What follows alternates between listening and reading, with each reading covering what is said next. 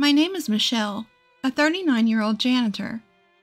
I've been working for a housekeeping company that serves corporate offices since I was 20. And I'm a single woman in her late 30s, about to hit 20 years of service. The reason I chose this job was to care for my mother, who fell ill. We were a family of 3, just my mother, brother, and me, in a single-parent household. When my mother fell seriously ill, I had to drop out of vocational school and arrange time to accompany her to medical appointments and assist her. I chose this job only because it allowed me to secure time to care for my mother. But now, I'm truly glad I landed here. My boss and colleagues are understanding of my situation and always interact with me warmly, calling me Michelle Sweetie. I do have some staff that work under me, and they are also adorable. I thought there was no better workplace than this. My mother passed away when I was 25, and my brother was 19. It was around the time when fall ended and winter began. Shocked by the loss of my mother, I started to take more time off work. The company was about to enter their busiest season with our year-end deep cleaning. Despite the timing, my colleagues at the company reassured me, saying, "It's okay. We'll wait for you to feel better." I appreciated their concern, but I just wanted to shut myself away. I wanted to go after my mother. But I had a younger brother I had to take care of. Out of pity for him, who lost his mother before adulthood, I pulled myself together and managed to keep working. At the time, my brother was still in college. I looked out for him, paid for his school textbooks as he moved grades, and drove him back home on the days he got out of class late. When he got a job, I gave him a suit as a celebration gift. I had a meager income, but I worked hard, thinking of myself as a substitute for our mother. After my mother passed away, my brother started saying things like, "Why don't you quit being a janitor?" And, "Why don't you get a better job?" I think he was upset with my low income and our poor social standing. At the time, I wasn't in the best mental state to be able to change jobs, so it was very hard to hear those words. My coworkers at my job were the ones who kindly supported me throughout this. Later, my brother worked hard to find a job and secured a position at a large corporation. It was a well-known company, whose name you frequently see and hear in TV commercials and online ads. My brother's initial salary was nearly twice my wage. His joy at that time was like a little boy who had received lots of New Year's money gifts. "Look at this, sis! I've surpassed you in just 1 month. Incredible! Check out this payslip. It's amazing, right?" My brother was truly overjoyed and couldn't help but brag to others. "Sis, quit your janitor job and get a good one like me." "Hey, watch how you talk. I love my current job." "Quit making excuses. Our salaries are no match." While I wished he could be more careful with his words, I was relieved that my brother's efforts had paid off.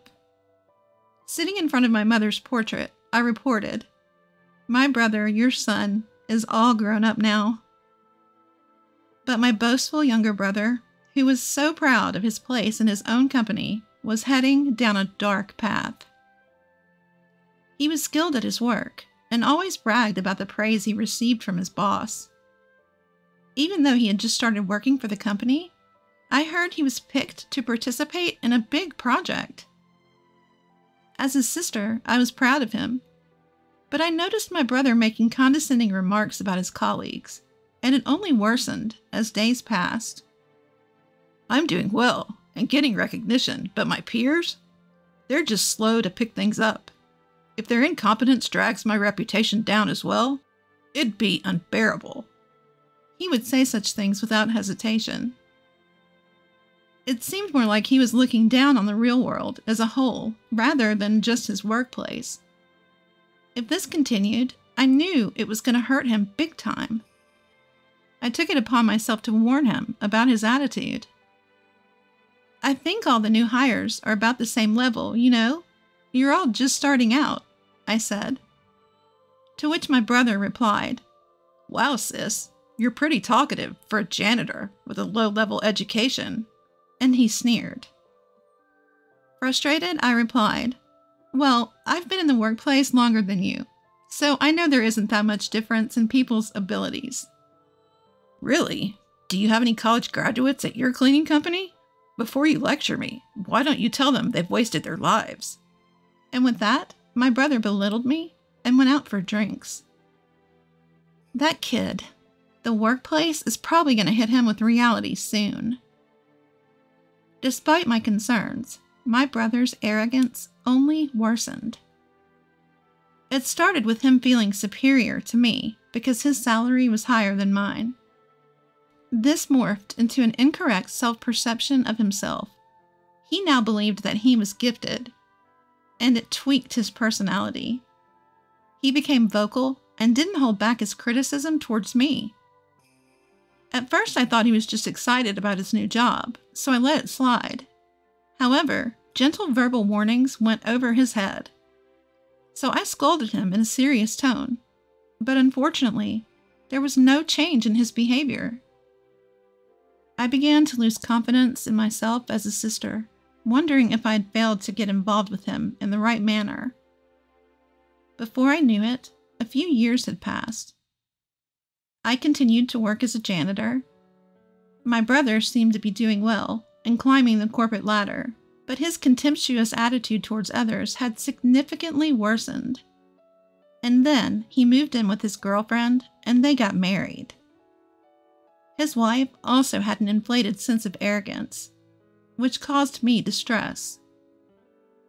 His wife was considerably younger than him, so to me, it felt like she was from a completely different generation. The first conversation we had when my brother introduced me to her was, "So, you really are a janitor?" "Yes, I find it a fulfilling and enjoyable job." "Really? Isn't it dirty? I couldn't stand it. It must smell bad." My brother, who was listening, chimed in. "Right? It's unimaginable, isn't it? It's unsanitary, and she's not attractive. She doesn't have any money either. But what can I do? I'm related to her. Sorry about that." I was taken aback to hear this, and don't remember much of what happened afterwards. After she left that day, I yelled at my brother. "You were out of line. What do you mean I am related to her, so it can't be helped? And what's up with her too? Don't you dare judge people by their jobs or income." My brother, surprised by my sudden outburst, stammered, but managed to retort. "Shut up. You're a vocational school dropout, and I'm a college graduate. So is she. We can't help but look down on you. You earn less and have a bottom to your job, so you're the one leading a loser life." With that, he stormed out of the house. I cried, out of sadness and frustration. The reason I dropped out of vocational school was because of our mother's illness. My brother knew that, yet his remark was so hurtful. Yes, my income is modest, but I still managed to scrape together the tuition fee for my brother's education. I did my best to take up on our late mother's role. I must have made a mistake in how I dealt with him. I looked at myself in the mirror while crying. I was bothered by the fact that he called me ugly. I have a face similar to my brother's. I'm neither beautiful nor cute, but I don't think I'm that ugly. But admittedly, I could do more in terms of self-care. If I paid a bit more attention to my looks and changed myself, would he see me different? Well, even if I dolled myself up, it's unlikely my brother's personality would change. Rather, marrying a woman with similar morals probably only amplified his narcissism. While talking to my coworkers about this, I started to think that my relationship with my brother might be beyond repair. One day, I received a postcard from my brother and his wife. "We've moved." I had no idea. Judging from the address, it seemed like a standalone house. What's this all about? They're so reserved. Had they told me, I would have thrown a celebration and even helped them move. I had something I wanted to discuss with them too, so I decided to call him after a long time. "Hello, I got your postcard." "Ah." I could hear my brother's cheerful voice on the phone. "It's amazing, right? A single-family house at this young age. Because I'm a fast tracker. It would be impossible if it weren't me, right?" "Yeah, amazing indeed." It was the usual bragging, but somehow I found it nostalgic and let my brother talk as much as he wanted. I brought up my matter after that. "So, I have something to talk to you about too. Just the other day, my company got contracted to clean your office building. We might bump into each other occasionally." "Good for you. You wouldn't get to step foot in such a big building otherwise, right?" "Good for you." He could have just ended there. "There's one more thing. I got a boyfriend." "What? Seriously?" My brother raised his voice, sounding genuinely surprised. "Yes, he's older and a wonderful man. After what you said, I started taking better care of my skin and such. He fell for me at first sight," I said jokingly. "Well, then that's thanks to me, huh?" Somehow he managed to take credit for this as well. "Well, I wouldn't say you haven't played a part in it. I wanted to introduce my boyfriend to you. He's been eager to meet you too, so would it be okay if we visited your place soon? We could also bring a housewarming gift." Casually mentioning this, he retorted, You're coming over?" His previously cheerful tone suddenly darkened. I wondered what was going on. "You do understand what your job is, don't you?" "Huh? Job? You mean my cleaning job?" "Listen, I've got a new house, which means it's clean, right? I don't want a filthy person like a janitor coming in my house." "Excuse me? Is he saying that because janitors are filthy, he doesn't want one in his brand new house?" I was confused. My mind went blank. "Considering the dirty work you do, shouldn't you know how to refrain from visiting people's places? I'm sure your coworkers feel the same. You're out of line. That's rude. Apologize." With a blank mind, my blood started boiling in anger. I could feel my fury ready to explode. Was it a common courtesy to stay away because my job is dirty? Rude? Apologize? What the hell? I couldn't contain myself and yelled out loud.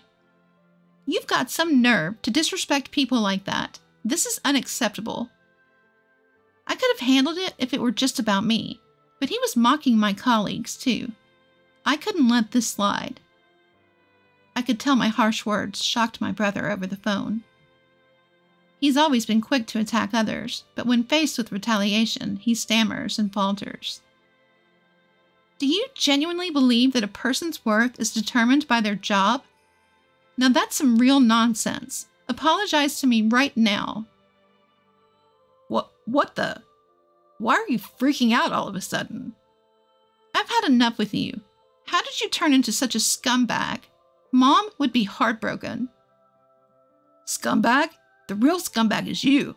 Your so-called boyfriend must be some good-for-nothing guy who can't get a decent job.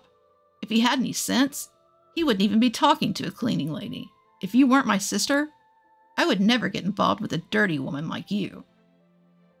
"If you weren't my brother, I would have left you in the dust a long time ago."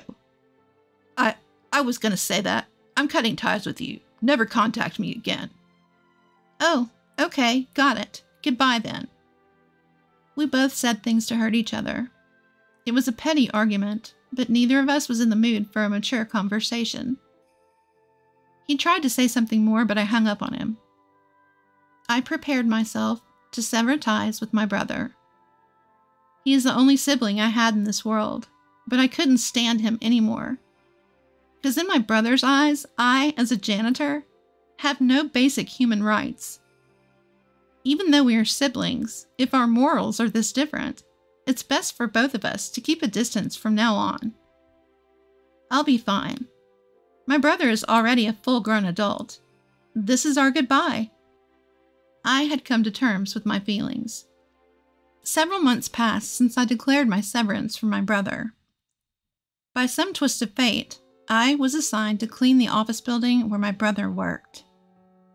I suppose my boss was trying to be considerate, but I really couldn't stand it. But my creed is to do the best at the work I've been assigned. Suppressing my feelings, I headed to my brother's company.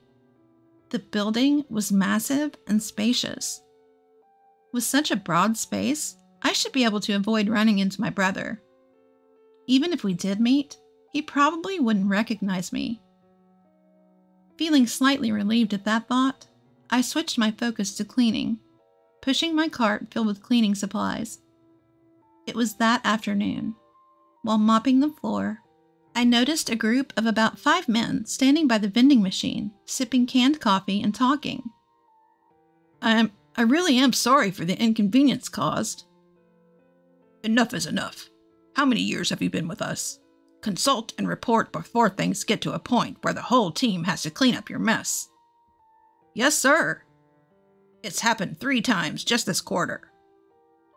I'm sorry, sir. Oh, it looks like the guy apologizing messed up, and they all had to band together to make up for it. Good job, guys. While harboring such feelings, I kept mopping without looking in their direction.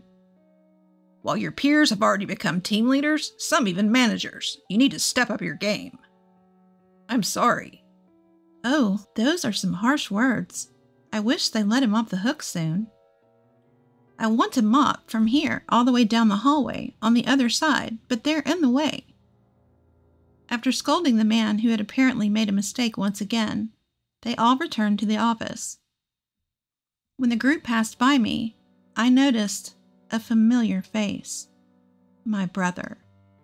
The one who had messed up and was being scolded was my brother. No way. My brother also saw me, froze for a minute, and then went completely pale. But without saying a word to me, he quickly followed his team and left. During the rest of my shift, my mind kept drifting back to my brother. He was supposed to be the fastest rising among his colleagues, but the brother I saw earlier looked nothing but a burden to the company, a straggler. He looked like an employee who constantly made mistakes at work and was always apologizing to the concerned parties. It was an intuition I had developed from witnessing various human relationships in corporate structure, for over years working as a janitor. His claim of being a competent individual was just his vanity. He must have been doing well in the beginning, at least. As I suspected, he might have been complacent and overtaken by his colleagues, tripped up when he least expected it. I think it's inevitable, given his character. He looks down on others without any hesitation. But there's no need to worry about him. My brother wouldn't need to rely on me. After all, we're strangers who've cut ties. After a few days of learning the truth, I saw my brother again. While cleaning the main lobby, my brother came down the elevator with someone. Darn, I left the bag with the samples upstairs. I'll go get it. You can wait here, sir. No need, I'll go. You're useless anyway. But when you get promoted, you take care of me, okay? That again? Sir, I told you I'll go get it. The man who appeared to be his junior hopped back on the elevator to get his forgotten item. Ironic how he was nasty to me, given his past claims of being competent. I watched my brother shrinking in the corner of the lobby from afar, feeling pity. As I wiped the leaves of the lobby's decorative plants, with these thoughts in mind, my senior colleague who was cleaning the area with me quietly approached. Hey, isn't that your brother? Uh-huh, yes. Seems like he messed up. Let's just leave him be. Okay? My senior colleague, looking worriedly at my brother, returned to her own cleaning duties. Whether bothered by our sympathetic gaze, my brother, who had been shrunk in the corner, sprang up and marched over to me. "Hey, janitor, what are you doing?" "I'm cleaning." "No, I mean, why are you here?" "I'm working." With my curt reply, my brother became visibly angry and raised his voice. "Don't you dare tell my wife that I look pathetic at work. You got that?" His workplace frustrations seemed to be vented on me. The gazes of those around us gathered on my loudly ranting brother. Out of concern for the onlookers, I whispered, "You're drawing attention." "Shut up. Don't you, a lowly educated person, order me around." "People are watching. People are watching. Oh, dear brother, please. Can you please be quiet?" As I attempted to calm him down by holding his hand, he recoiled. "Ew, you're filthy. Don't touch me." He continued to aggressively wipe the part I touched and continued his string of insults. "You're threatening me, aren't you? You want money, right? How much do you want me to cough up?" "Threaten? Money? What are you talking about?" I asked, dumbfounded. "I told you not to tell my wife. Get it already, you idiot?" "Oh, that's what this is about. The constant mistakes at work, or falling behind the corporate ladder. Which one do you not want me to tell?" "Both, obviously." He was genuinely scared I might spill the beans about his professional demeanor to his wife. "Wait, you're even lying to your own wife?" "Shut up. No garbage like you should speak." "Garbage? What on earth?" He didn't care about the eyes around us. He just kept belittling me. The stress from his job must be intense. He must feel better by looking down on me. I'm not some punching bag for you to mess with. Just then, a voice came from behind. "That's rude to the cleaning staff." "Shut up. Huh? Who are you?" Finally, noticing the abnormality around him, my brother started to look around. Perhaps he couldn't stand my brother's rudeness any longer. A man stepped out from the crowd. A well-dressed man in a suit, gray-haired and elderly. His social status was obvious. Seeing this man, my brother started to panic.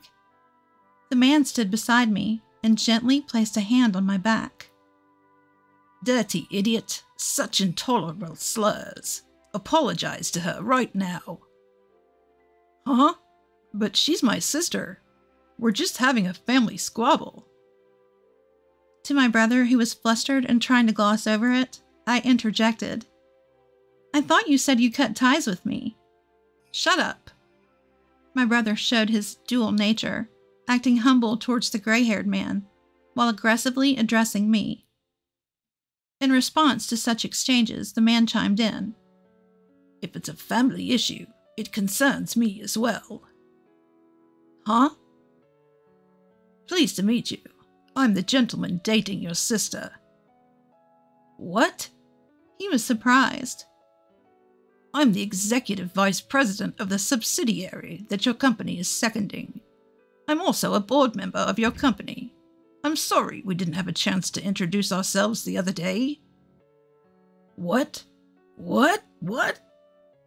My brother was in a state of panic, completely out of his depth with what was going on. Feeling a bit awkward, I shot my boyfriend a side-eye. "You didn't really have to step in just now."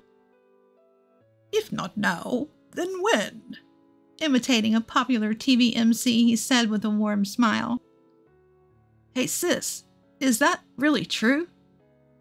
My little brother was terrified. Understandably so, since the man standing in front of him was an executive at his own company. "Indeed. When we were contracted for cleaning this building, I accompanied our CEO. He, who was in charge of the contract, was interested in me." "No, that's a lie."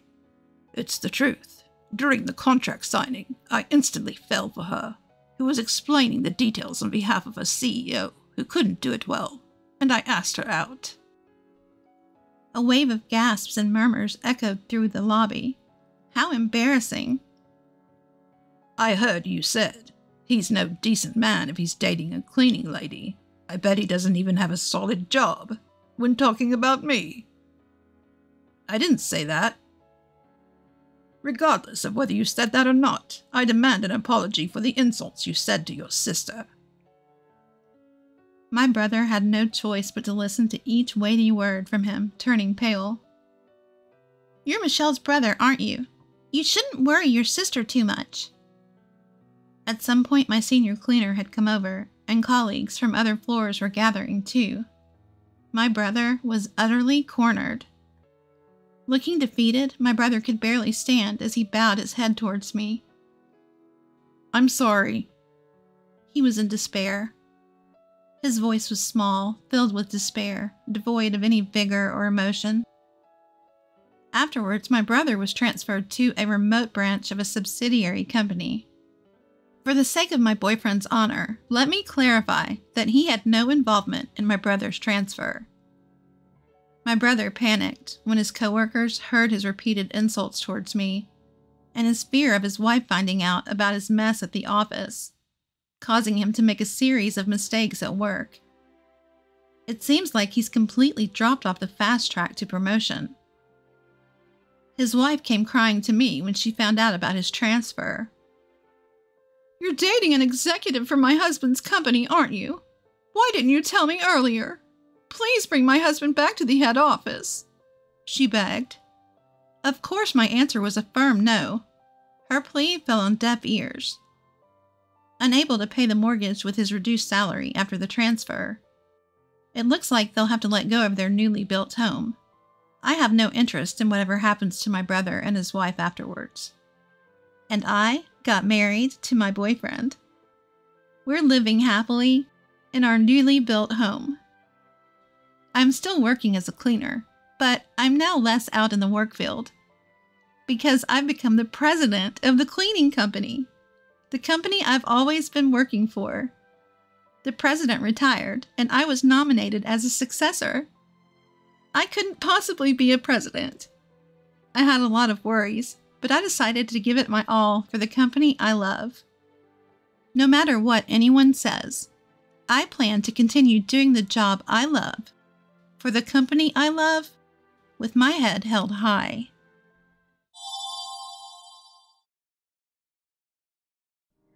We don't need you anymore. Get out, you work-from-home freeloader.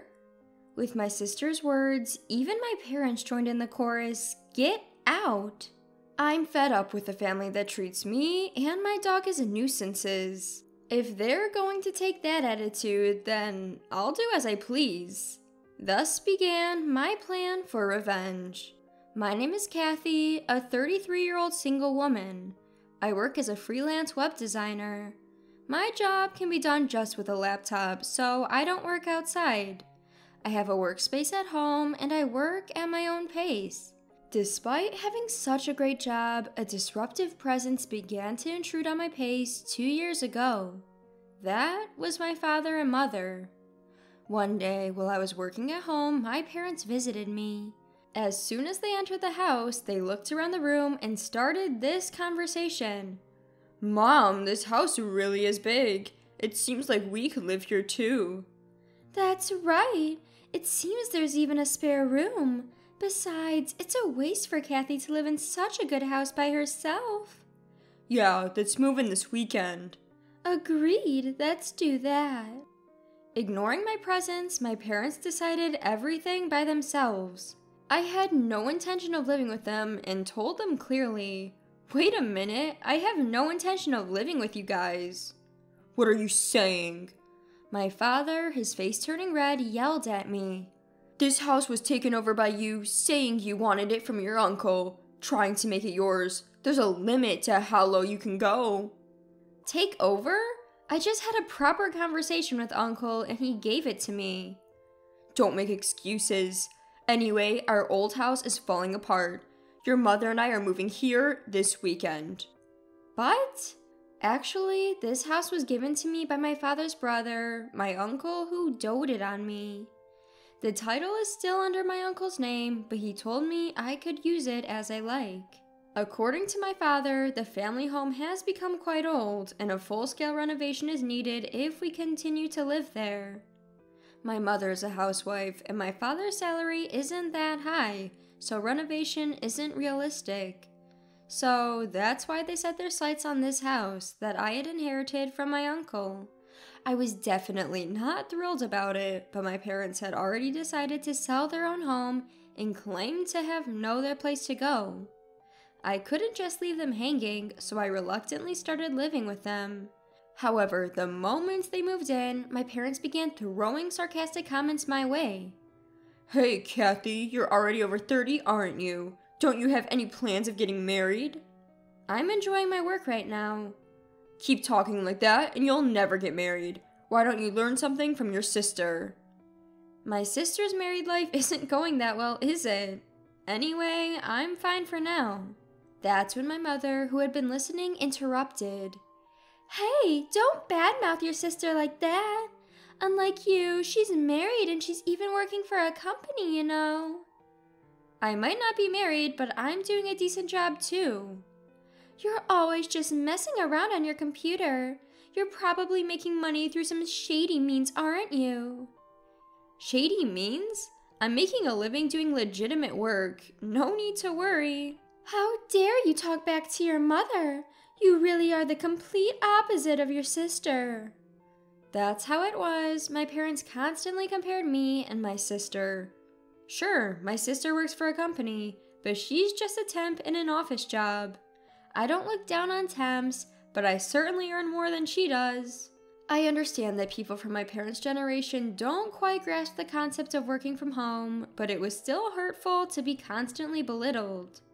Then one day, as I was preparing dinner in place of my ever-idle parents, the doorbell rang unexpectedly. To my surprise, it was my sister Sandy, burdened with a huge amount of luggage. "Huh? Sandy, what's going on?" "Long time no see, Kathy. This is sudden, but I'll be living in this house from today." As I failed to grasp the situation, I blurted out a bewildered, "Huh?"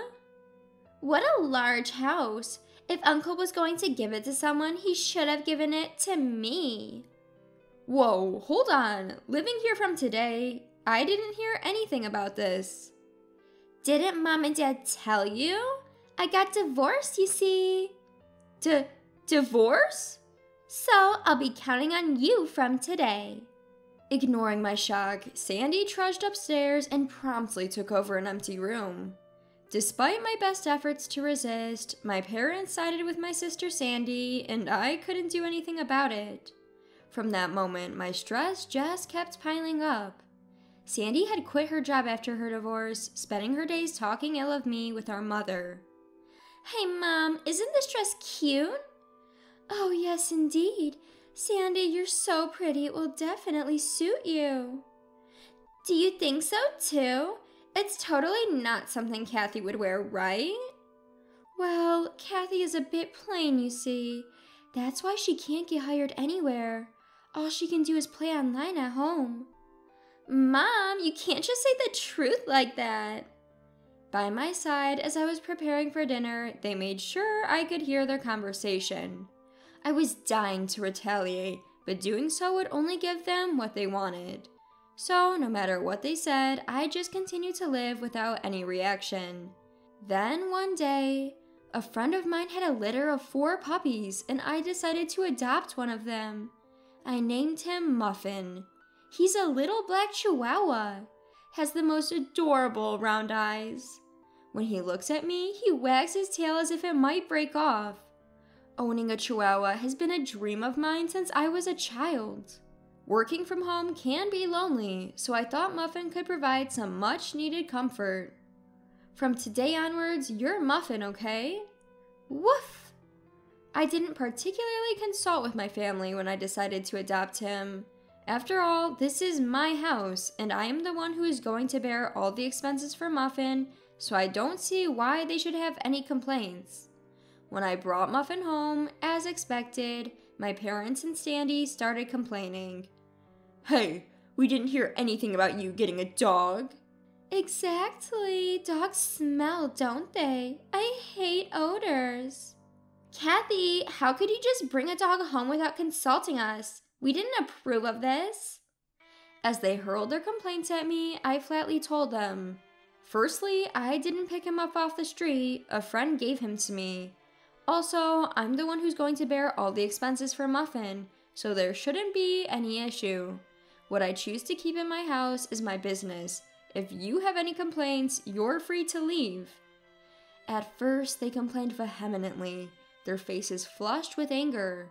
But within a few hours, they were smitten by Muffin's cuteness and began to fawn over him. Aren't you cute? Are you mommy? Are you daddy? Or are you sis? Look over here, sweetheart. Wait a minute, what happened to their anger just a moment ago? Was it all a dream? My whole family was utterly fascinated by Muffin.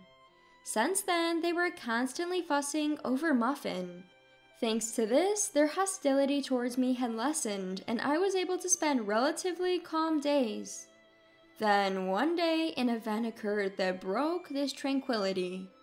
While I was out for an errand, I received a call from my sister, Sandy. Hello? Come back home now. What? In response to my sister's sudden shout, I asked, what happened? She vented her anger, shouting back at me. It's not what happened. Muffin did his business on my clothes. What if they smell? Oh, that? Just wash it quickly and it'll be fine. And isn't it your fault for leaving your clothes all over the floor? What? It's my fault. It's your poor training that's to blame. Enough. Muffin is still a puppy, you know. If you take him out for a walk, he won't do his business at home. You said you were excited to walk Muffin today. Did you actually take him? Well, I was going to take him later, and it's all because you didn't teach him properly. Pay me for the clothes. As expected, when I got home, my sister was extremely angry. Both my parents had been informed, and they were glaring at me, standing with Sandy. Sandy threw the soiled clothes at me and started freaking out again. I'm going to charge you for the cleaning cost, okay? Why should I? It's because you didn't take him for a walk and left your clothes thrown on the floor. Shut up! Don't talk back! It's because you brought this stupid dog home that this happened. What are you going to do about it? Stupid dog? You were quite fond of him before. Isn't it harsh to call him a stupid dog just because he had a little accident?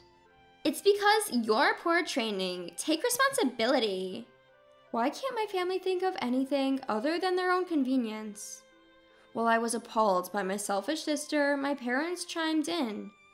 Hey, Kathy, shouldn't you at least apologize to Sandy first? That's right. All of this happened because of that muffin you brought home. Can both of you give it a rest already? Puppies are like babies. Can't you forgive them for making mistakes once in a while? Pathetic. This situation only happened because of this stupid dog. Kathy, you made the right choice by not getting married. If you became a mother, I doubt you'd raise a decent child. What? How dare you say something like that? If you took it for walks properly and kept the house tidy, none of this would have happened. Finally, my sister raised her eyebrow and pointed at me and said, I can't take it anymore. I don't need you or this dumb dog. Get out of this house. What? Didn't you hear me? I said, get out. We don't need a home-working freeloader here. A home-working freeloader? How can currently jobless say such a thing? And who do they think is paying for this household expenses? It's me. As I stood bewildered by my sister's outrageous statement, even my parents chimed in. That's right. Kathy, leave this house. Your presence only makes us feel worse. You're a jinx. All three kept repeating, get out in front of me. At that moment, my anger exploded. That's it, I've reached my limit. If this is how it's going to be, just wait. I, who had decided to take revenge on my family, packed my things, and left the house with Muffin. In the end, my sister added fuel to the fire. This is all your fault, you know. If you had just listened to me obediently, none of this would have happened. They still don't seem to understand their situation, even though hell awaits them. Well, never mind. You three enjoy yourselves in that house. Suppressing my grinning mouth, I left the house with Muffin. A few days later, as expected, my sister suddenly called. Kathy, help! The house is... What happened to the house? All of a sudden we were told, leave by the end of this month. So? What? So what's the problem? What do you mean, what's the problem? Why do we have to leave? Well, I've decided to sell the house. What? At my words, Sandy seemed to freeze. With a trembling voice, she barely managed to get the words out. What? What does that mean? You've decided to sell it? You don't have the authority? Well, I do. You see, that house has been mine a month ago. What? Yes, I had officially received the house from my uncle. Of course, the title is in my name. It's no surprise that Sandy was shocked. I hadn't told anyone about this. You're kidding, right? Even if the title was transferred to you by Uncle, you can't just sell it so easily. I was worried too, but right after you told me to leave, I consulted with Uncle. He said, "The house is yours now, Kathy. Do what you want. You should get away from that stupid family as soon as possible." What? No way! Whether they'd been listening to my conversation with Sandy over the phone speaker or not, my parents started to make a fuss. Hey, Kathy, cut it out. We have no other place to live if we leave the house. That's right. It's unthinkable to do this to your own family. If you're a good daughter, show some respect to your parents. Respect? I asked them with a quiet voice. What are you talking about? You've always looked down on me compared to Sandy. Who do you think has been supporting your life for the past few years? You all had nowhere to live, so I reluctantly let you all live with me. With an unusually strong tone, my parents were at a loss for words. Without waiting for a response, I continued. Who treated me and Muffin like nuisances and kicked us out? It was you guys, wasn't it? Trying to be happy by driving out the original resident is shameless. You people belong to hell. At my outburst, my father begged, Please help us. We're sorry. I don't care. Fend for yourselves, you idiots. With that, I hung up the phone with a loud click. Next, I blocked every family member's contact. Seeing me raise my voice, Muffin looked up at me with a worried woof. I held Muffin close. I'm sorry, Muffin, for shouting. It's all right now. I will protect you. I'm really glad that I was able to get Muffin away from that family that treated him so poorly. Later on, it seems my parents and sister were forced to move out of the house at the last minute, despite their desperate clinging.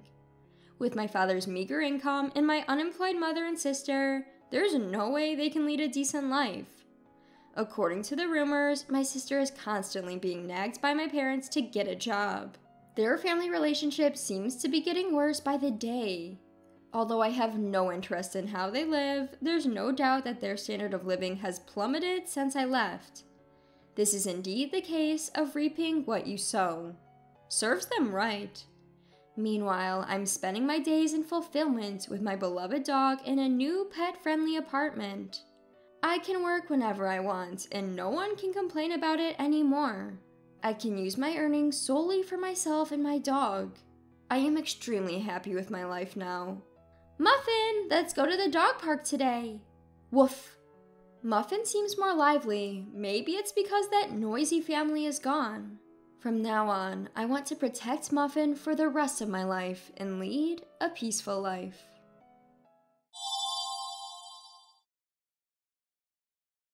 Your son made me pregnant. Excuse me? Pay $30,000 as alimony. When I picked up the restaurant's phone, I was told that with a young woman's voice suddenly. She was utterly one-sided in the conversation and not even giving her name. I completely underestimated. That must be a prank call. So I never expected that this call would lead to such a mess. My name is Melissa Brown. This may sound self-flattering, but I run a popular restaurant somewhere in New York City. We have been featured on national television and in magazines, and thanks to that, almost every seat for lunch and dinner is booked every day. However, because of being famous, nuisance calls and aggressive sales pitches increased. So I got quite sloppy with this call because I thought it was just another prank. But when I was told over the phone to my restaurant that got pregnant, I was actually taken aback, and I could hardly understand what she was saying. I do have a son, but the thought of him getting someone pregnant seemed absurd. Yet this prank call with its shocking accusations intrigued me. I decided to listen to her story for a bit, out of fun. I had an abortion. What are you going to do about the wounds on my body and soul? Pay for the surgery too. First off, if I may ask who I am speaking to, even when dealing with prank calls, one of the challenges of the service industry is having to respond politely. It would be a nuisance if our conversation were recorded and exaggerated with false information being spread around. I'm a customer at your restaurant. Is that the first thing you have to say to me after your son hurt me? Your family lacks both common sense and compassion. I find it hard to believe my son would do such a thing. My staff in the kitchen and at the counter glance over at me as they sense this isn't a usual dinner reservation call. I smiled and waved at them to make them feel safe and assuring them that everything is all right. Your son assaulted me on a dark street. And you recognized him in the dark? Of course. But are you sure it was my son? Don't play dumb. I'm absolutely certain. It was your son who lives with you. I've been so scared since then. I even can't go out alone. What are you going to do about this? She started detailing how the assault had happened. I think you might be mistaking my son for someone else. But this seems like a serious matter. Can we meet in person to discuss it? Most people who make prank calls like these tend to shy away from meeting face to face, so suggesting a meeting is a good way to get them to back down. In the beginning, I was merely entertaining her call out of fun, but as it seemed to be dragging on, I proposed the meeting to end the call soon. You saying, meet with the criminal's parent? How dare you suggest that kind of thing to a victim? But I'd like to verify your story in person. Are you saying I'm lying? That's not what I mean. To be honest, I wanted to say, you're lying, aren't you? But I held back. Then she started berating me and saying, I can't believe a person like you is a business owner. Why don't we meet and talk about this anyway? No matter how many times I suggested it, she continually refused to meet. I see. So what do you want me to do? Pay me alimony, $30,000. But it's a case of mistaken identity anyways.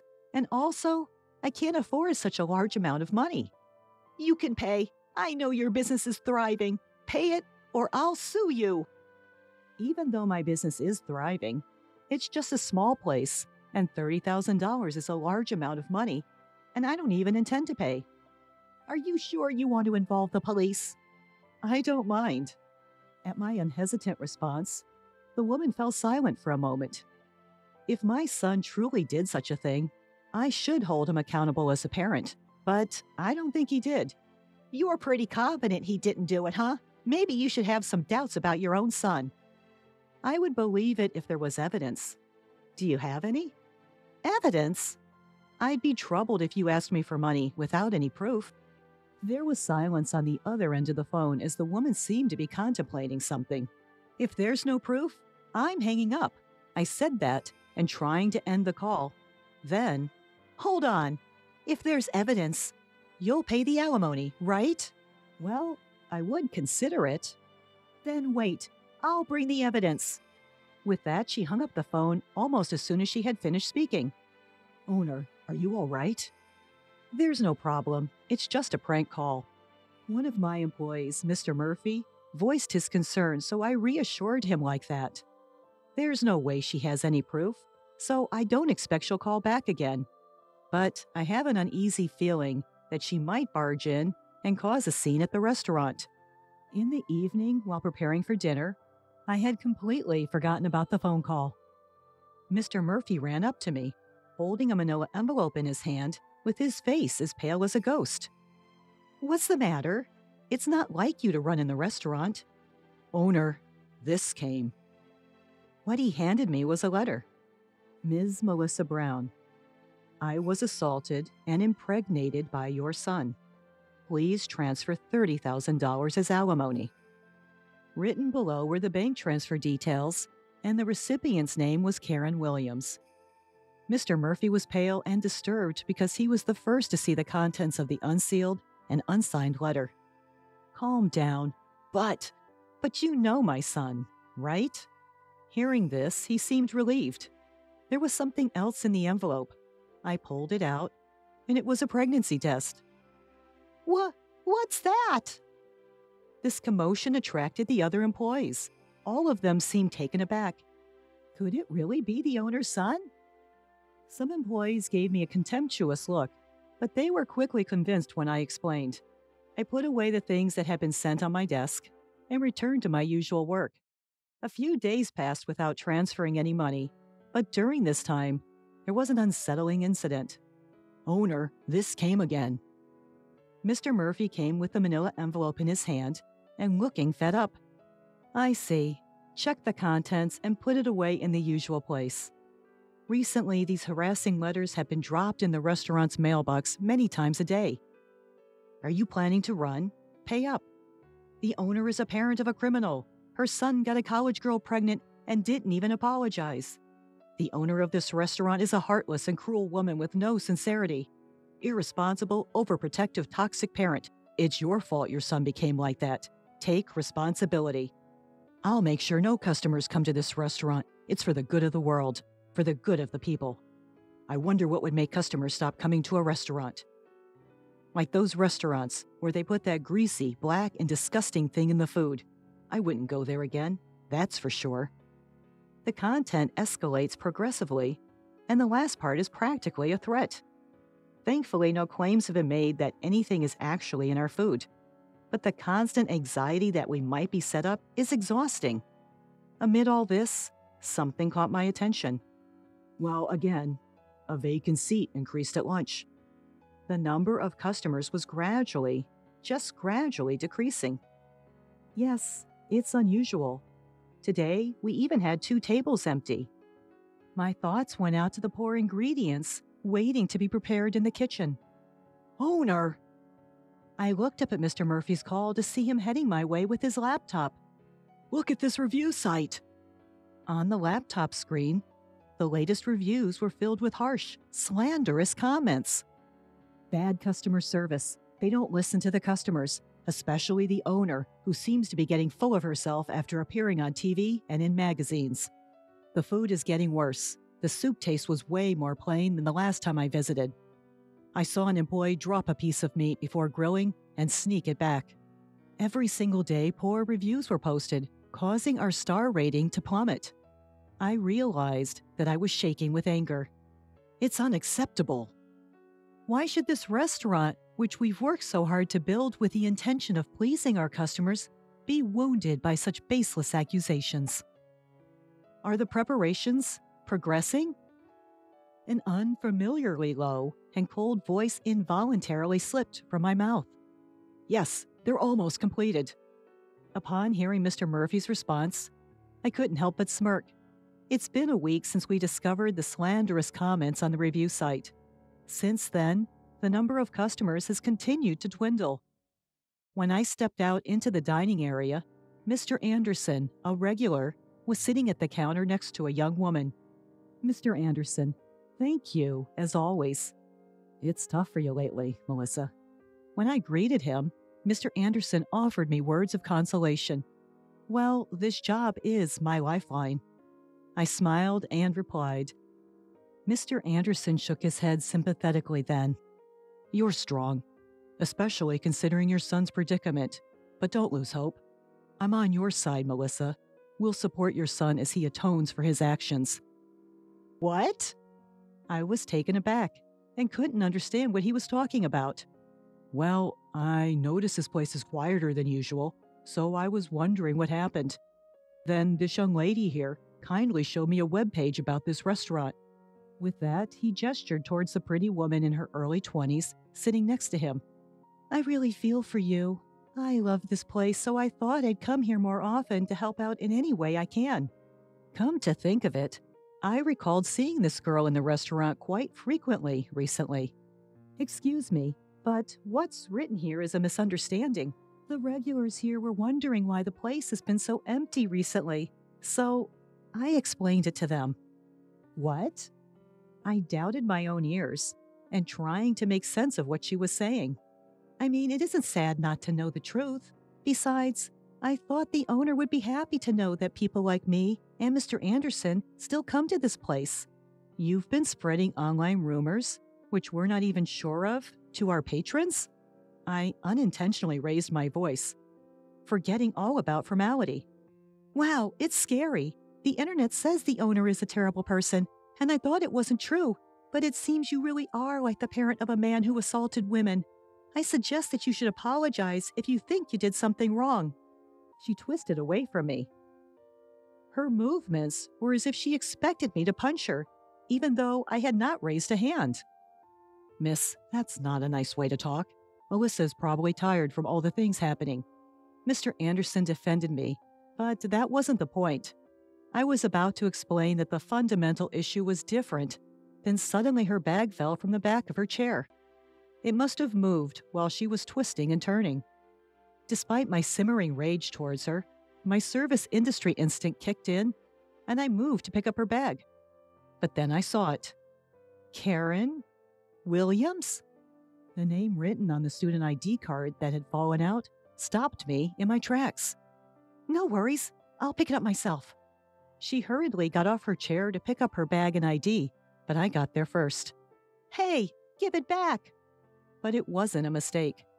That name was the one on that letter with a pregnancy test, which wouldn't even serve as evidence of anything. So it was you.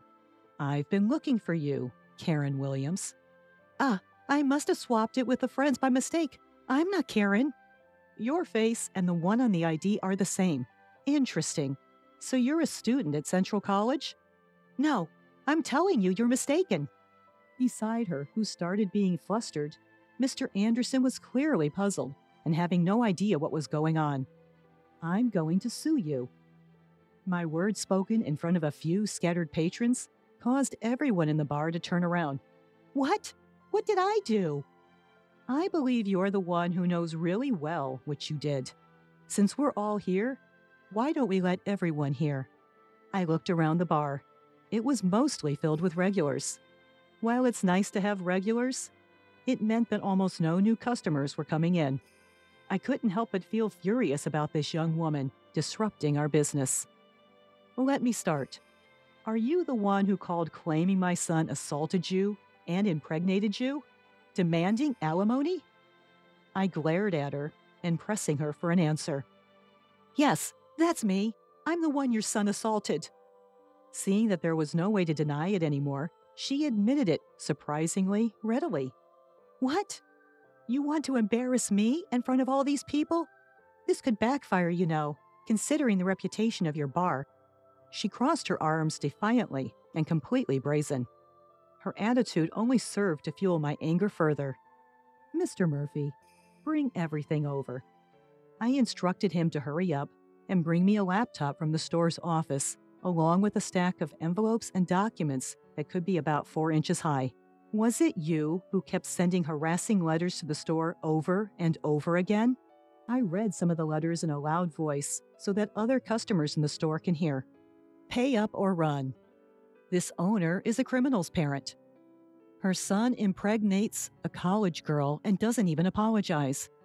Poor souls being forced to eat food from this woman's restaurant. I'm sure I'm going to make customers not come to the store. It's for the greater good." Some were covering their mouths at the harsh words among the regulars who heard the content. "This is completely threatening. There's no evidence that I sent this letter. Maybe some outsider who heard the rumors sent it just for fun." As she was desperately making excuses, I silently opened my laptop and presented her with the screen of another review site. "Some of you here may have seen this. the defamation on this review site. You did this too, right? I'm saying, where is the evidence? Are you all right in the head? Evidence, evidence. You seem to love evidence so much, even though the one you presented is such a mess. I showed the first received letter and the pregnancy test to Mr. Anderson, who was nearby. This is the pregnancy test she brought as evidence. What do you think? Isn't this red line just a marker? Even my old eyes can see that. The customers who are listening started to buzz. But this might not prove that I was assaulted, but it doesn't prove that I'm wrong either. No matter what happens, she is insisting and shouting angrily that she is the victim. I was assaulted by your son. He said it himself. It's disrespectful to doubt that. The customers are whispering in hushed tones and seems not sure whom to believe. Since I, the victim, am saying it, it must be absolutely true. She started to cry as if to attract sympathy. Well, I'll prove it then. My son? He's 3 years old yet. Upon hearing this decisive fact, she let out a small, "What?" as if deflated. My son may be a bit rambunctious and strong for a 3-year-old, but there's no way he could assault you. No way. I know you have a big son. You live together, right? I even have a picture. I heard you talking about dinner. Saying that, she pulled out her smartphone and showed a picture of what looked like a young man talking to me at the back door of the store. Oh, isn't that Taylor? See, you do have 2 sons. Perhaps regaining confidence from correctly naming the person in the photo, her tone increased. That's not correct. I immediately denied what she said. Then, who is this person? Don't tell me he's your lover, having an affair with a younger guy, and then that guy impregnates a college girl? What a scandal! Not only is your store done for, but your marriage too. To her triumphant words, I revealed something. This person, this is my niece. Your niece? Yes, and actually it's a girl. I explained that my niece is tomboyish and is often mistaken for a boy, even as an adult. She's a college student, and as she boards at my place, I ask her to cook dinner and pick up my son as a form of rent payment. If you need evidence, want me to bring her in person for you to check? I told this to her, who stood there shocked and seemingly unable to hear me. By the way, I've already gathered all the evidence about the harassment letter and the posts on the review site. Evidence? No way. She seemed like she might collapse any second and turned to face me weakly. I've already consulted with the police and my attorney. I explained step by step the preparations I've made with the help of Mr. Murphy, one of my employees. The first piece of evidence was a letter from her with fingerprints that matched those on the harassment letter. All posts on the review site were confirmed to be from the same person after a disclosure request. With no way out, she sunk to the floor as she drained. You were just saying that it's better to apologize quickly if you've done something wrong, weren't you? She mumbled something while looking pale and looking down, but I couldn't make out whether it was an apology. I will contact the police about you. I'll inform your parents and your college as well. Be prepared for a lawsuit for emotional distress damages. No, please don't do that. I'm still a student. Please spare me. You may be a student, but you're an adult, over 18 years old. You will take responsibility for your actions. I can't handle that. Please, stop. Subsequently, I filed a criminal complaint against Karen Williams for defamation and business obstruction, as well as for damages to the shop. Apparently, she had always been a big spender, buying brand bags and clothes on credit, and ended up committing these crimes after she was unable to make her payments. As a result, she was expelled from her college. This incident even made the news, and I've heard that now she is the one who has been receiving harassments after her personal information was exposed. Through my lawyer, all the slanderous posts on the review site were deleted. The uproar unexpectedly turned into a positive result as it cleared up the misunderstandings among my regular customers. Now, the number of customers has returned to normal. While the incident did deter new customers, there were almost no regulars who left, even despite all the lies that Karen had been spreading. There's no doubt that it was pleasing to know that her claims weren't taken at face value. Moving forward, I aim to continue running the restaurant to meet the trust of my customers.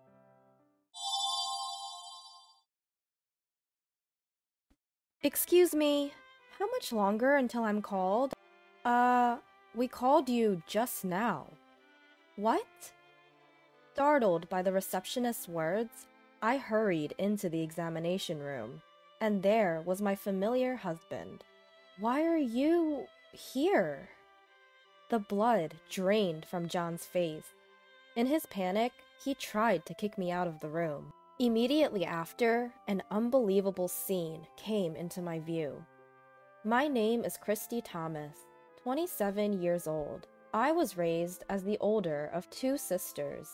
I work in corporate office management.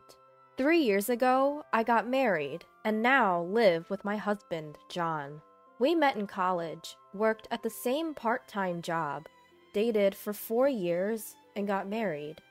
Even now, we maintain a relationship where we can talk about anything, just like friends. By the way, I'm currently 7 weeks pregnant. We wanted a child right after we got married, but it didn't happen easily. And after 2 years of fertility treatment, a new life is finally growing inside me. When I went to the OBGYN alone, the gestational sac, which is the baby's growing room, was already visible. And the ultrasound photo even showed the tiny fetus. I haven't told John about the pregnancy yet. I wanted to surprise him. On the way back from the OBGYN, I bought a cake and stopped at a supermarket to get ingredients for his favorite food. When I got home, I started cooking right away. A few hours later, John, who came home saying, "I'm home," widened his eyes when he saw the food on the table. "Wow, it's so luxurious today. There's even my favorite, beef stew." That's right. I thought we should have a party today. Huh? A party? Why all of a sudden? Actually, I went to the hospital today. Hospital? I handed the ultrasound photo I took out of my bag to John, who was looking anxious. Looking at it, he raised his face forcefully and stared at me. "Christy, is this really? John, we're becoming parents. Really? We're going to be parents?" "Yes, it's true. Our baby has finally come to us." I'm just so surprised. I'm lost for words. I know, it doesn't feel real, does it? But it's true. Our baby is really growing inside me. Growing steadily. Oh my God. Everything seems to be growing fine.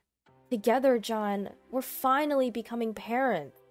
With every word I say, the reality of it slowly sinks in.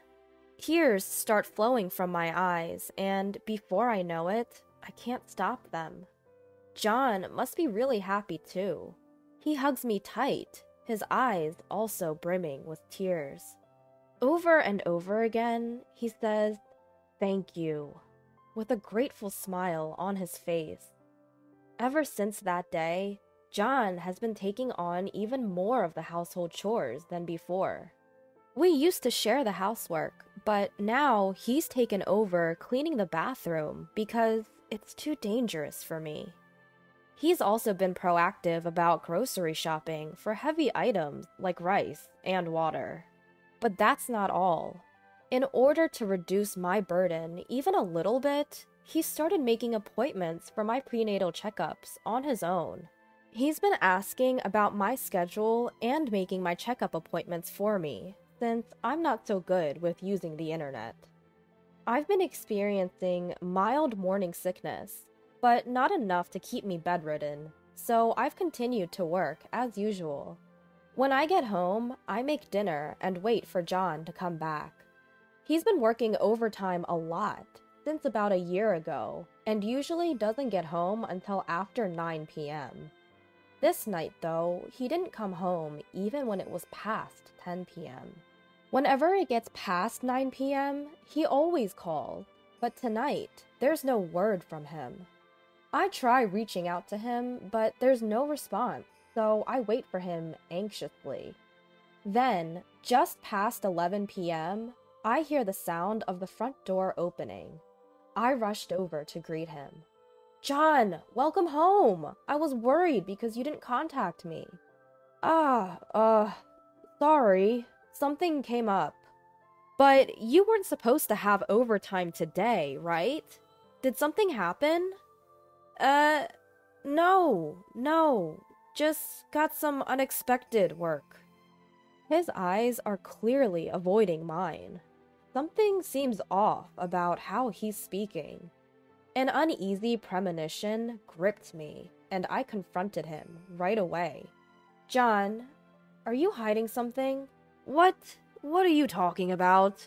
I'm not hiding anything." "Then why won't you look me in the eye?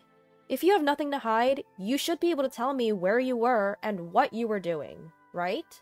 I told you! I got caught up with an unexpected job. Some screw-up by a junior. I had to step in and handle it. But even if that was the case, couldn't you have sent me a message like you usually do? I texted you several times. I even called you, didn't I? Well, it couldn't be helped. I was busy. I didn't have time to answer your calls. John, who was usually so composed, raised his voice and glared at me.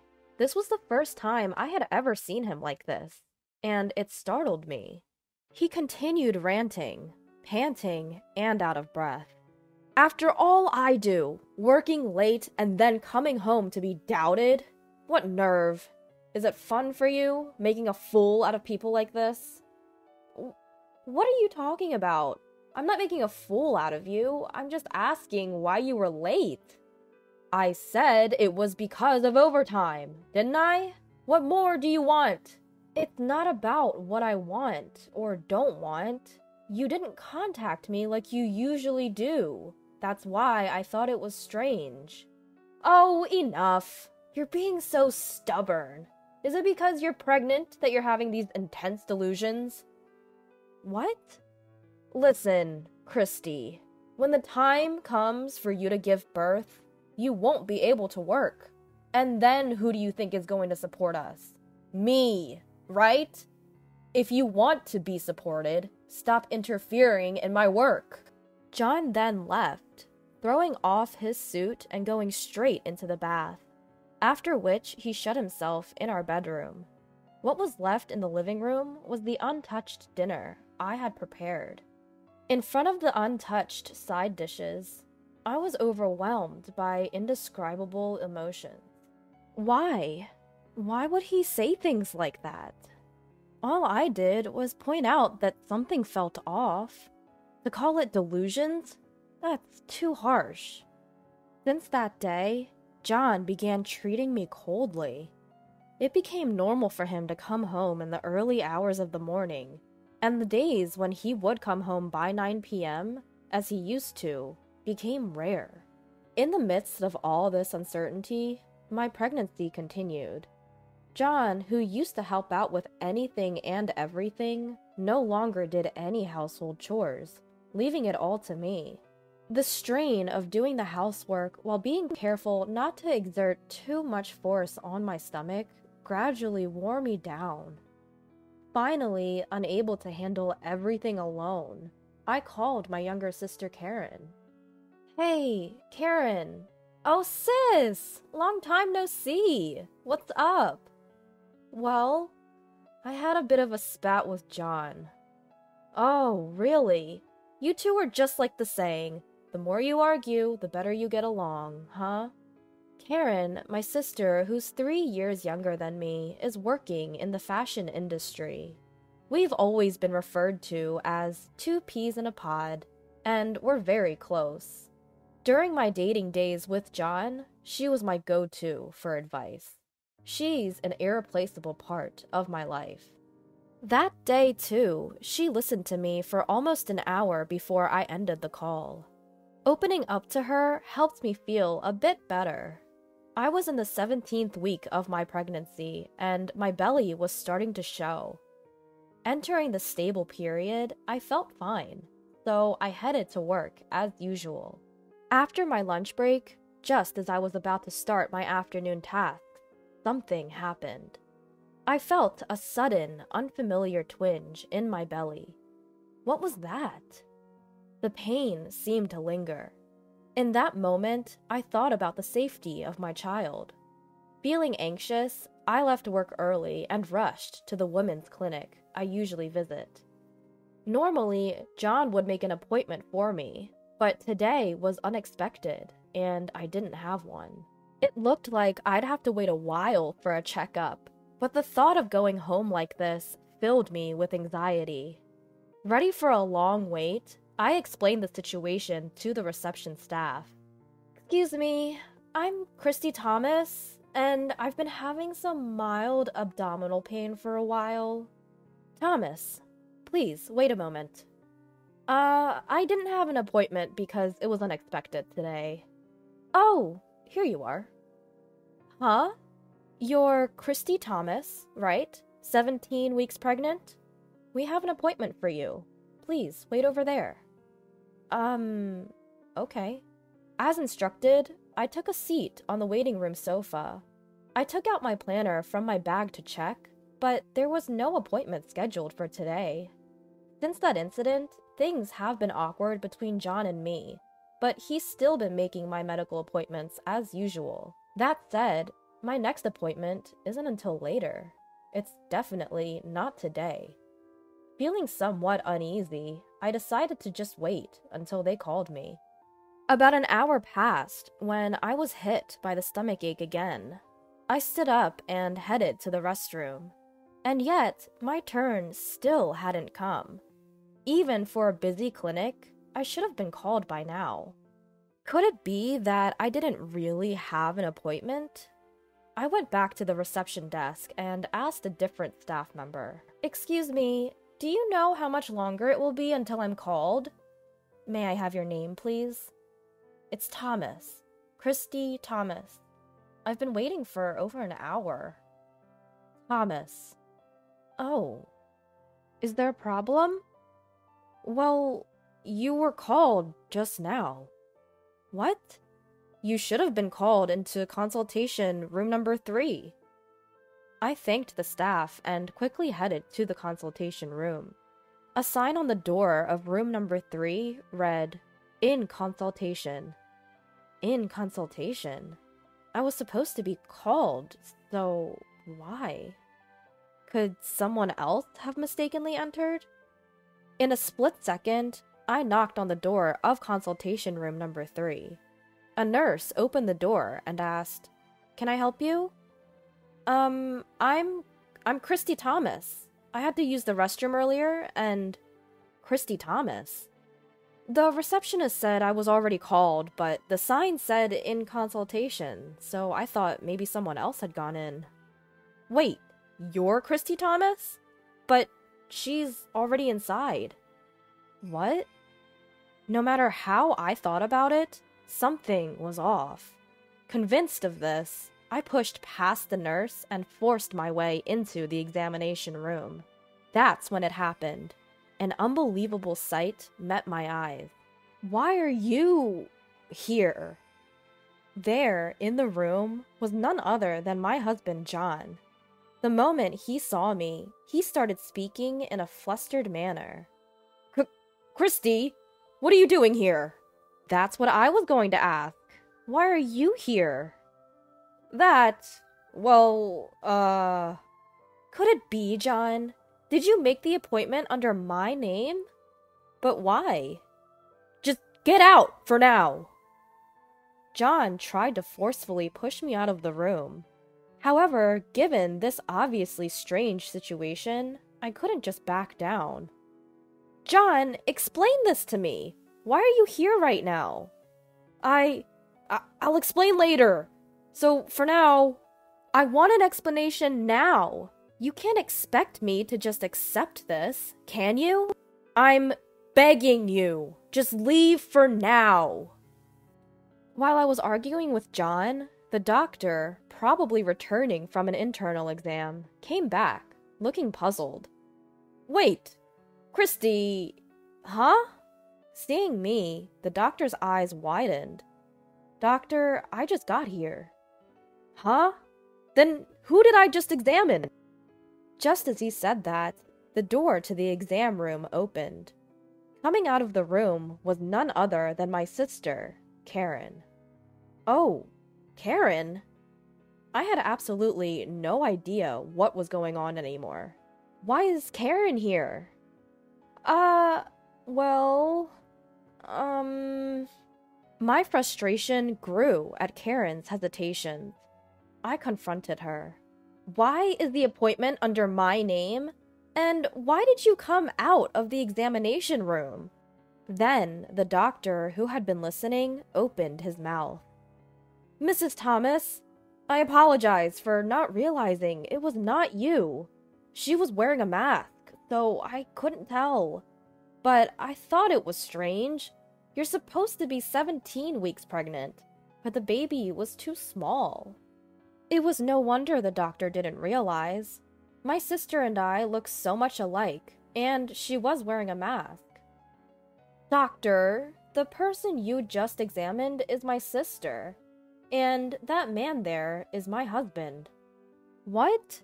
So, you mean the father of the baby I just examined is...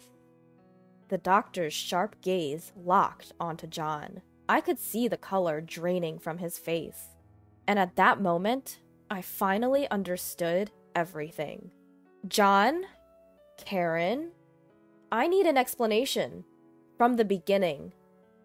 Whether they had given up or not, they slowly started to speak. According to them, they had been in a relationship for about a year.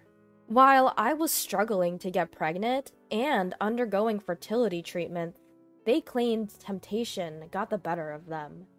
Then my pregnancy was confirmed.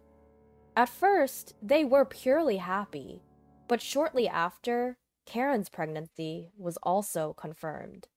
Karen asked John to accompany her to the hospital because she was scared, and John, in his usual carelessness, mistakenly booked the appointment under my account. He noticed this just before we arrived at the hospital, panicked, pretended to forget the insurance card, and completed the check-in. While I was in the restroom, the staff at the front desk's shift changed. As soon as they called the name for the appointment, Karen must have slipped into the examination room without running into me. The doctor initially didn't realize it was Karen, since she was wearing a mask. But of course, during the examination, it became clear she wasn't me. And as the doctor was wondering about this, the real Christy arrived at the examination room. After that, I regained my composure and had my own checkup. The abdominal pain was diagnosed as transient, and there was no problem with my baby. I took my husband and sister and headed straight for our parents' house. I also contacted John's parents and asked them to come to the house. Once everyone was gathered, I explained to them the whole situation. Of course you're going to take responsibility, right? I asked. Stammering, my husband responded, Responsibility? Of course! I will continue to be with you, Christy. Huh? What are you talking about? We're obviously getting a divorce. But you just mentioned responsibility. The responsibility I'm talking about is alimony. I'm going to make sure you pay, both you and Karen, for what you've done. What? Wait a minute! I never intended to get a divorce. My husband's words sparked anger in my sister, who was standing nearby. What? You said you loved me more! Was that all a lie? Karen grabbed my husband's collar, and they started to argue. Their noisy squabble pushed my anger to its peak. I splashed the tea from the table on both of them, raising my voice as much as possible. Enough is enough! I don't care about your opinions. I'm divorcing John, and I'm cutting ties with Karen. You two just need to pay the alimony. Quietly! Wait, Christy. The one I love is you. Sis? I'm your sister, aren't I? Don't talk about alimony. Shut up! Both of you only say things that suit your purposes. How far do you plan to ridicule me? I will collect the alimony by any means necessary. If it means sending you two to hell, I'll do whatever it takes. If you get it, get out of my sight, you scumbags. At that, both of them began to prostrate themselves in front of me. Please forgive me, Christy. I beg you. Sis, I also beg you. It's too late for their repentance. What they did is unforgivable, and I have absolutely no intention of forgiving them. After that, my husband and I divorced, as expected. I blocked Karen's contact information and cut off all ties with them completely. They were disowned by their families and had to start living on their own. But John's affair was spread to his workplace through his parents, and because of that, he started receiving cold stares from his colleagues. Unable to bear the atmosphere, he continued to be absent from work without notice, and was eventually fired. Karen, on the other hand, was suffering from severe morning sickness, and had already quit her job. Now jobless, whenever they faced each other, they cursed at each other and led a miserable life. They began living together, but they hadn't gotten married. I think they won't support each other as a married couple in the future. As for me, I moved back to my parents' house and am now leading a pregnant life. I switched my job to remote work and am anxiously waiting for the birth of my child. I might make my child suffer because there's no father. Even so, I intend to love this child with all my heart, in my own way.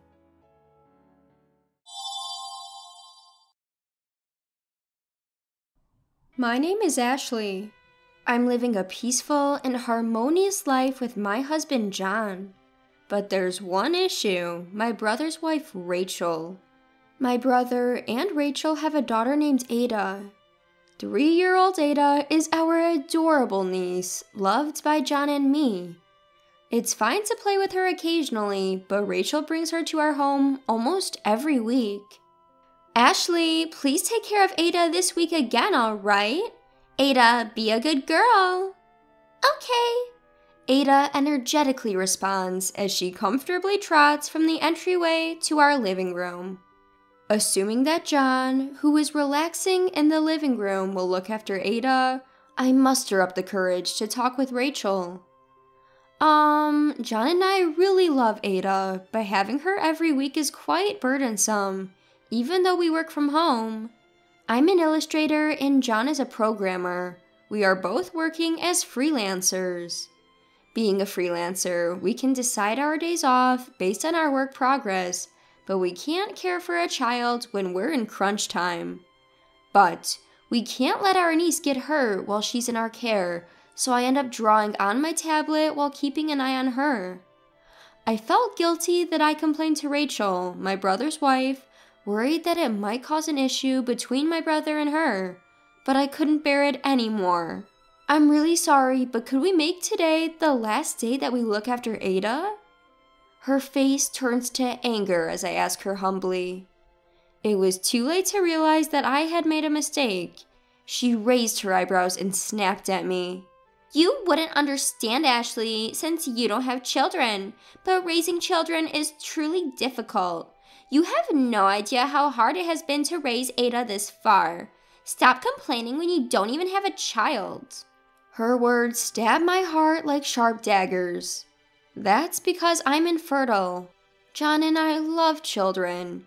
We always talked to each other that we wanted to have children when we got married, but we didn't manage to conceive even after getting married. We went to a hospital for consultation, and found out that I have a condition that makes it extremely difficult for me to get pregnant. We are currently undergoing fertility treatments, which are physically taxing and costly. Every month, the hopeful anticipation of children brings a lot of emotional stress to John and me. To be blamed for not understanding because I don't have children hits me hard, especially in the middle of all this. Yet, her tirade doesn't stop. Unlike you two, who are always cooped up at home, I'm a sociable person. I have many friends who rely on me. Today, I came to leave Ada with you because I'm going to lend an ear to my friend. You two who are shut-ins and don't contribute to society should appreciate that I'm doing my part for you too. If you get it, take care of Ada properly and quit complaining. After giving me a piece of her mind, Rachel, dressed to the nines, leaves the house with a waft of perfume. I return to the living room where John, who apparently overheard everything, is unusually angry and says, "I didn't want to show such a scene to Ada, that's why I didn't go, but that was too harsh." It's been about a month since little Ada started visiting us every week. I figured it's about time to discuss this with my brother, so I decided to give Chris a call. "Hello? Chris?" "Ah, Ashley, what's up? It's been a while. You doing okay?" I'd been wondering what Chris was doing leaving Ada with us. He seemed like his usual self on the phone, but I was irritable from a recent argument with Rachel. So I said with a tone of annoyance, "Hey bro." Sure, Ada is a sweetheart, but it's a burden if you leave her with us every week. John and I are freelancers, but we've got deadlines to meet, you know. A little consideration would be nice. "Huh? Ada, she's sleeping right now." What? He said that Ada was sleeping at home. I didn't understand, and I was confused when he sent me a photo of her sleeping. This was not the Ada I knew. I sent him a photo of Ada playing with John, to which he responded, "Who's that girl?" The last time I met Ada with Chris, she was still a baby who couldn't even walk. It occurred to me that the child left with us every week, posing as Ada, might not be her. But then, why would Rachel bring her over? Chris and I were puzzled. Then John, who had been listening to our conversation, hesitantly called Chris's name. "Chris, I'm sorry if I'm wrong, and I know it's incredibly rude, but hasn't Rachel been acting strange lately?" John and I had talked about it often. Rachel did seem different. After her parents passed away due to illness, we stopped having family gatherings. The last time I saw Rachel a few years ago, she was indeed attractive, but wore more modest clothes. Recently, however, she's been wearing bright colors like red and blue and sporting flashy accessories. Chris seemed to have noticed this too, as he responded with a somewhat dejected, "Yeah, perhaps." Sighing, Chris said, "I might have an idea about what's going on. I'll call you back later," and hung up. Though we felt bad for him, John and I couldn't help suspecting Rachel might be cheating on him. There's nothing we could do about her potential infidelity except leave it to Chris. What John and I can do is try to find out who this cheerful girl playing house in front of us is. "Ada, you're 3 years old, right? Can you tell us your name?" We had always believed she was our niece, so we never thought to confirm her name. But if she isn't Ada, we need to find out her name. With a pounding heart, I asked the girl, who responded with a smile. "I'm Ada Johnson. I'm 3 years old." After John and I exchanged a glance and paused for a moment, we showered little Ada with praise, saying, "You said that so well." We acted as usual so Ada wouldn't notice our uneasy feelings. I had never heard of a family name like Johnson before. We didn't know where this child was from or who she was, but it was clear that little Ada was not to blame for any of this. Thinking it might help my brother, who said he might have some ideas about the situation, I messaged him on WhatsApp telling him that the girl here was Ada Johnson. His only response was, "Got it, thanks." Then, after noon, My brother arrived at our home with a certain individual. "Sorry to trouble you, but there is something I want to talk about when Rachel comes to pick up Ada. So can we wait here?" he asked, and I gladly agreed, because I didn't feel like forgiving Rachel, who had betrayed my brother. As the evening passed and night came, Rachel arrived at our house, staggering drunk. "I'm home! Ada, I came to pick you up."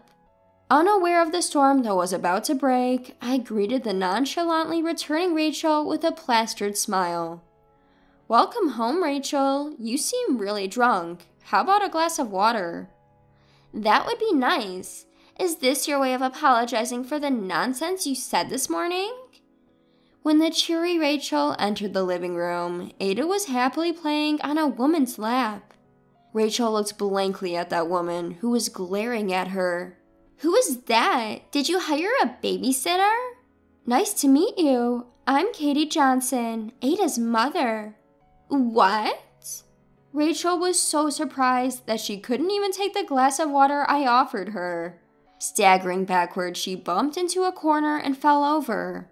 As I looked down at the gracelessly sprawled Rachel without offering any help, I heard my brother's voice from the entrance. "I've brought him." "Why is Chris here too?" Rachel, still on the floor, exclaimed as my brother dragged in a man with gaudy colored hair. Rachel turned pale at the sight of the man, and the man turned pale upon seeing Katie. My brother instructed Rachel and the unfamiliar man to sit down next to each other. Even though they weren't told to, they both tried to sit up straight. But their backs were not straight, and both looked troubled as their eyes darted around. Because it was not appropriate to expose such a conflict to a child, John, who had been playing with Ada in the next room, took her out. Once everybody was all there, my brother took control of the situation, looking down at Rachel and the man. "I never imagined that my close friend would cheat on me with my wife. Isn't that right, Noah?" A man named Noah was reportedly an underclassman from Chris's high school days. Noah, who still keeps in touch, used to occasionally visit Chris's house. Chris had always been bothered by the way Noah looked at Rachel. "I thought if Rachel was going to cheat, it'd be with you, but I can't believe it's really you. And you come to leave your own child with my sister and brother-in-law. What the hell is that about, huh?" Chris used to be a well-known troublemaker in their small town in Nebraska. Now he's a corporate employee, having mellowed out, but his old self resurfaces when he confronts Noah. At the terrifying inquiry of Chris, Noah let out a pathetic scream, "Oh no!" before answering in a trembling voice. "Rachel was the one who seduced me. She came all the way to my hair salon and asked for me specifically. She approached me saying she liked me." Hold on. You're blaming it all on me? You were totally into it, Noah. Who cares who started it, you idiots? What you two need to do first is apologize. On Chris's sound point, Rachel and Noah started to apologize. Or so I thought. But it turned out that there was no way Noah, who could calmly entrust his daughter to strangers, had a normal train of thought. Noah, pointing at the crying Katie, raised his voice. "This is all her fault. She hardly pays me any attention, so I got lonely and cheated. If you're going to blame someone, blame Katie." "Don't screw around!" Katie, who screamed out suddenly, made Noah jump. When Chris brought her over, she was quietly elegant. "I never thought my husband would be leaving Ada with strangers while I'm at work. I'm truly sorry." The fury of Katie, who had always been so humble, was incredible. "What do you mean you cheated because you were lonely? Do you have no self-control? I can't believe you left Ada with strangers. Why did you do such a thing?" "That's also because Rachel said her sister-in-law couple are childless shut-ins with nothing but time on their hands, so they're a convenient place too." "We may not have children, but we work from home. We're not handymen." I told Rachel this morning too. We're troubled. We never thought you were deceiving us into caring for your mistress's child as if it was your own child. "But there's nothing wrong with that, right? It might be inevitable that I'm blamed for cheating, but I just taught a childless couple what it's like to have children. What? The voice that slipped out, quite deep like Chris's. And I looked down at Rachel, who was similar to her lover, let out a pathetic, "Oh no," and yelled. "It is not your business. We've been trying to have children. You knew about that too, didn't you? It's been infuriating to have you make snide remarks like that, but I put up with it because you're Chris's wife. Not anymore. Let me tell you, you're incredibly rude. You bring a stranger's child to our house without asking, and you come with your overly dramatic makeup that doesn't match your age. Your perfume is too strong."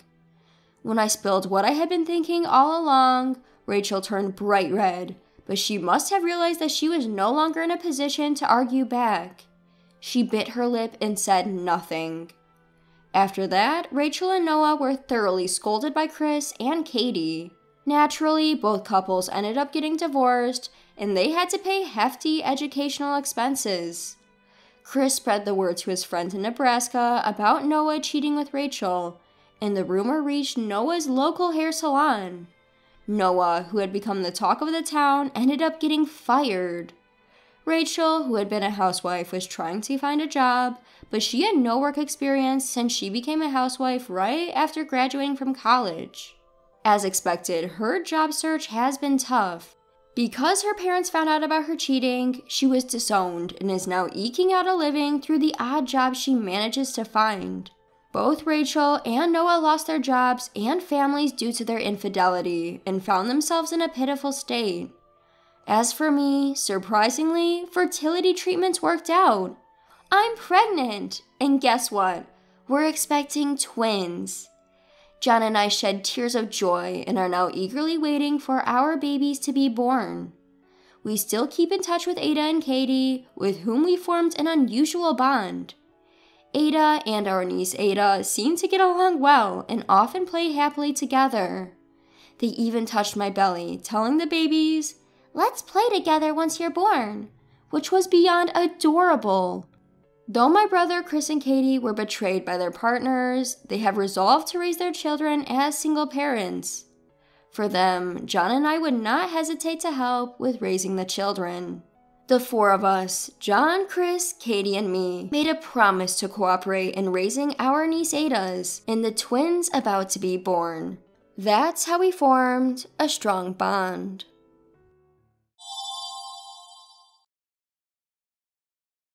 My name is Melissa. My husband Paul is a light novel writer and a freelancer who handles various writing-related jobs. I support him as a secretary in his private office. I was working with my husband as usual. Oh, it's 3 p.m. I wonder if I can take a break. Contrary to my wishes, the sound of the front door opening with a thud echoes throughout the room. Both Paul and I pull a grim face. "Paul, tea!" The one who opens the living room door with a bang is Paul's older sister, Donna. She's supposed to be living at her parents' house, yet for some reason, she comes over every day at 3 p.m., drinks tea, gobbles up all the snacks we've received as gifts, and then goes home. Again, I'm in the middle of work. It's fine, right? I want my tea. Are you serious? This is getting on my nerves. Who are you talking to like that? Donna slams herself down on the couch and crosses her legs. As usual, she digs into the snacks we have on hand and starts crunching away loudly. Tea, quick! It's really unbelievable. Donna, so presumptuous and arrogant, as if she thinks the world revolves around her. She's a live streamer, or so she claims, but in reality, I don't know how much she actually earns or anything detailed like that. She also says she works from home too. Hey you, you're my sister-in-law, make me some tea. This woman is trying to treat me like a maid. And because of this, Donna gets admonished by my in-laws, but it only stops at that moment. This attitude has been the same since I started dating Paul back in high school, so to me it's not a big deal. Do it yourself. Huh? Don't you dare get snarky with me. At the same time Donna shouted, the snack in her mouth scattered across the floor. Don't you dare talk back to me. You're a newcomer to this family. You should listen. I'm the eldest daughter, someone who needs to be listened to. If you don't like it, then get a divorce. I was obviously pissed off at that comment, but the one who showed frustration first was Paul. Enough, you're a nuisance. Get out. What? Wait. Paul stood up from his chair, grabbed Donna's arm, and dragged her away. Donna was making a ruckus the whole time, but... Next time, if you come in using the spare key we left with our parents, I won't forgive you. I'm reporting this to Mom and Dad. Wait, stop making a fuss. At the front door with Donna still whining, Paul put on the chain lock to prevent her from barging in again. Making sure Donna could hear, Paul immediately dialed a number on his phone. Hello, Dad. Donna came over again. Wait a minute. The sound of the door being persistently knocked echoed in the room, but after a while it fell silent, probably because Donna had given up and gone home. Paul and I exhaled a sigh of relief. Sorry to bother you again. No, it's okay. Since Donna was little, she treated Paul like a servant. Paul, with his gentle and quiet personality, never resisted, but after he started dating me and we got married, he began to show a willingness to stand up for himself.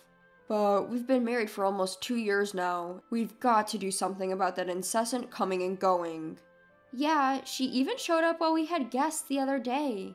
Lately, our editor often comes by, usually between 3 and 4 p.m. One time, Donna tried to flirt with the editor while the editor came to our place and said, I'm his sister. What are your hobbies? Due to such outrageous actions, we've had to ask the editor to come by in the morning. Paul tends to get into the groove of his work in the mornings, so he'd rather deal with the editor in the afternoon. I heard from your mother-in-law that Donna comes here because she doesn't feel comfortable at home. Probably. She's like a hermit at home, and she might be lashing out at us because her parents keep nagging her. I'm sorry, I should be doing a better job at keeping her at bay. No worries, don't sweat it. Oh, remember we're visiting your parents' home to let them choose a restaurant for their 60th birthday celebration? Let's bring up Donna's issue then. Good idea. We should at least think about how to handle it. I called Dad earlier and apparently he didn't know she had taken the spare key. But they regularly change where they hide it, right? Yeah, recently Dad had hidden it in his wallet, and apparently there was a bit of a problem with that. What happened? Seems like some money was taken along with the key. What? But she's denying it, so the atmosphere back at home seems to be quite tense. Oh no. I felt a bit hesitant to bring up such a topic given the circumstances. But I really appreciate my in-laws, who have been kind to me since high school, so I have a strong desire to celebrate their 60th birthdays properly. I want to make sure your parents have a good time. Let's bring up the issue when the timing's right. Yeah, let's do that. Oh, by the way, what kind of restaurant did you choose? I've printed out some options. Want to take a look? Okay, let's see them. I showed Paul the information about the restaurants I had narrowed down as potential choices. Given that Paul was working so hard, I wanted to be supportive in this aspect. And for the celebration, I planned to let the in-laws choose from the shortlisted options. A week later, we pressed the intercom, but there was no response from the in-laws' house. That's odd. Mom and Dad should be home. Oh, their car is missing. Maybe they went out. Could be shopping. Maybe they're buying stuff for our visit? Well, it doesn't matter. Let's just go in and wait. Using the house key, Paul opens the front door. As we entered from the entrance, the sound of hurried footsteps echoed from the second floor. The one who descended the stairs with a noisy clatter was Donna. Sis, if you're here, couldn't you at least answer the intercom? Shut up! I'm busy. Hello, sister-in-law. As usual, Donna showed no courtesy with her greetings, but there was another reason why the reclusive Donna hurriedly came downstairs. You guys set up the place for Dad and Mom's 60th birthday celebration, didn't you? Ah, yes, that's right. Why? Where is it? Tell me. Huh? Huh? You said you weren't going to attend, sis. I've changed my mind. Just show it to me. Here it is. Originally, Donna had planned to skip the 60th birthday celebration. Is there a need to celebrate that? Haha. Donna said the real reason was something no one would expect to hear from their actual daughter. However, for some reason, she decided to attend. Wow, the great writer, huh? You must be doing so well. You've picked up quite the fancy restaurant, haven't you? Looking at the information she forcefully snatched from Paul, Donna chuckled snidely. What's wrong with you? Stop saying things that get under my skin. Why not? You must be making quite a bit, huh? Although I'm earning multiples of that, just so you know, haha. She always says such things to put Paul down. If she really is earning multiples of his income, she must easily surpass $100,000 annually. Notes that there is absolutely no evidence for this. Also, it was Melissa who chose the restaurant, okay? Can you stop being so rude? Then Donna began to stare intensely at me. I felt uncomfortable under her gaze and pulled back, asking, "What is it?" However, Donna began to say something outrageous. There we go, there we go. Paul, you've finally seen this woman's true colors, haven't you? What? Huh? Well, whatever, haha.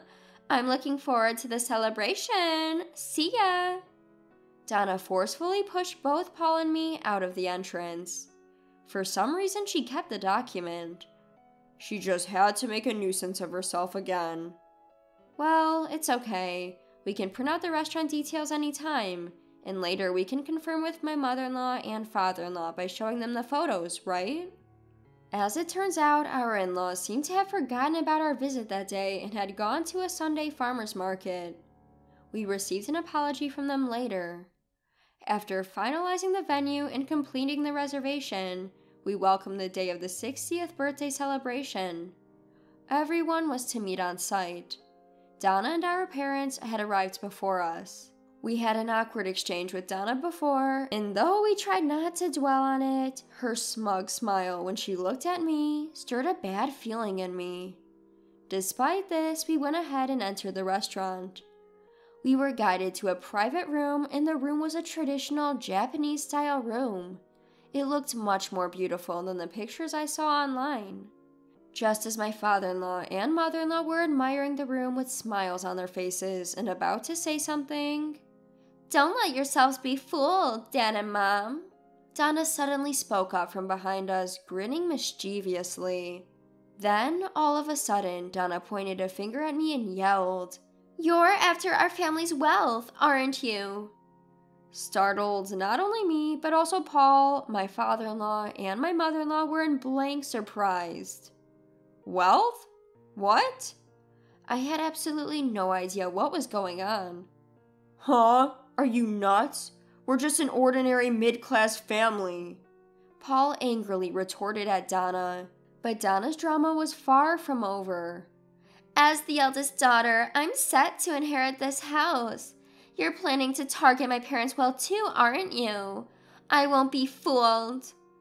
I really don't understand what you mean. What made you think I would do such a thing? I was completely lost and tried to ask a question, but Donna didn't seem to have any intention of answering. I've seen through you from the beginning. You're a dangerous woman. You've got close to Paul for his wealth, and this proves it. No way, we've been dating since high school. If she wanted to marry a rich person, she would have married someone else. Donna just snickered at Paul's disbelief and started boasting. Normally, a woman who isn't after money would choose a restaurant with a more reasonable price. Look at this lineup, all expensive restaurants. Donna handed over some documents she had taken from Paul a few days ago. So, what? Don't you get it? In other words, this woman thinks she can do whatever she likes with your wealth. Do you get it? Men are so simple, ha ha ha. Donna burst into laughter. She didn't seem to notice us realizing how hopeless this was. So I won't hand over the family's wealth. Paul, you understand now, right? The true nature of this woman. It's a nuisance to have her as a family member. You guys should get a divorce. Huh? This is an order from your eldest sister. For the peace and security of our house, you should get a divorce. So get out now. Don't ever come near my parents again. Donna came at me yelling. That's when Paul stepped in between Donna and me. What the hell are you talking about? Apologize to Melissa right now. Wait, Dad. What's all this about money? Ridiculous. Melissa has been helping us set up our 60th birthday celebration. You should be helping too. Instead, you're doing something stupid. No, Dad, look at this. Donna, flustered, hastily handed the documents to her father. My father-in-law skimmed through the material. If you look, you'll understand. She's chosen incredibly expensive places. She's going to drain all the wealth of a middle-class family like ours. And all the money is going to come from you and Mom. Right? I'm not wrong, am I? My father-in-law let out a big sigh. Of course, I, Paul, and my mother-in-law were at a loss for words. What? Sis, we're paying for the 60th birthday celebration. Huh? Donna's eyes were wide with surprise. Of course, it would be a bit too much to have the person we're celebrating pay. Wait. So this woman is still spending Paul's money however she pleases. Look, I was right all along. What are you talking about? Melissa's working with me, you know. My salary is Melissa's salary too, and there's no reason for anyone to complain about it. But, this place is really expensive. This too, and this. Don't you think so, Mom? Donna turned to her mother for help, seeking an escape. My mother-in-law stood there, head bowed. Right? Don't you think so? You understand, don't you, Mom? Listen, all these places on the list are filled with memories of your father and me. What? Donna was stunned. Melissa specifically asked us about it. She wanted to know about the places where we had our memories. And from there, she said she'd find a nice course meal for us. No way. The disrespectful things you've been saying, it's really shameful. My mother-in-law's voice was trembling. Donna was finally realizing her conjectures and inferences were incorrect, but it was already too late to rectify her mistakes, a fact she was about to become painfully aware of. You've really messed up. You don't need to stay with us anymore. Go home. Wait a minute, Dad. Why are you being so harsh? I'm your daughter. You can't just kick me out.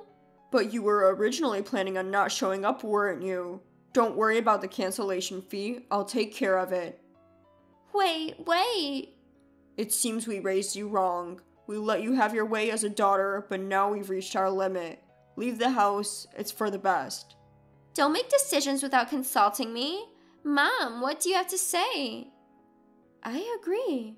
What do Paul and Melissa think? My mother-in-law's smiling face was terrifying as she spoke cheerfully. Donna looked at us with teary eyes as if begging for help, but I was told by your older sister not to get involved before. No, that was about my parents.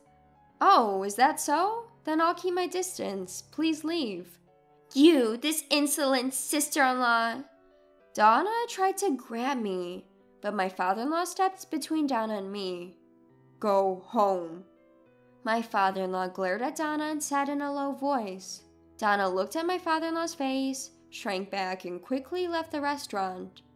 After that, we celebrated my in-laws' 60th birthdays and enjoyed our meal. When we got home, it seemed that Donna had been sulking at the house, but my father-in-law reiterated that she should leave. Donna cried and made a scene, so we started considering sending her to a rehab facility. I'm not sick. She spat out these words and disappeared somewhere. According to rumor, she found a job with dormitory, but she couldn't hold on to it and was constantly changing jobs and addresses. Meanwhile, we are working hard every day. Our relationship with my in-laws is excellent, and we continue to enjoy their company.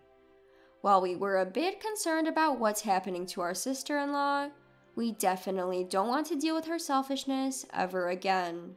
I want to keep supporting my husband so that he can focus more on his work.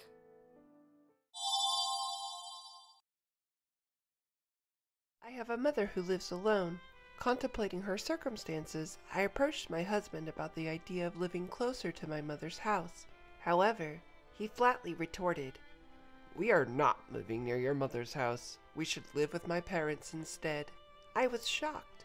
He just disregarded my feelings and tried to impose his will. With a deep sense of frustration, I decided to take matters into my own hands. My name is Isabella.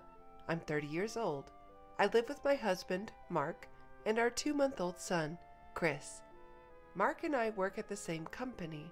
Although we are in different departments, we often work together on projects, and we share a number of acquaintances.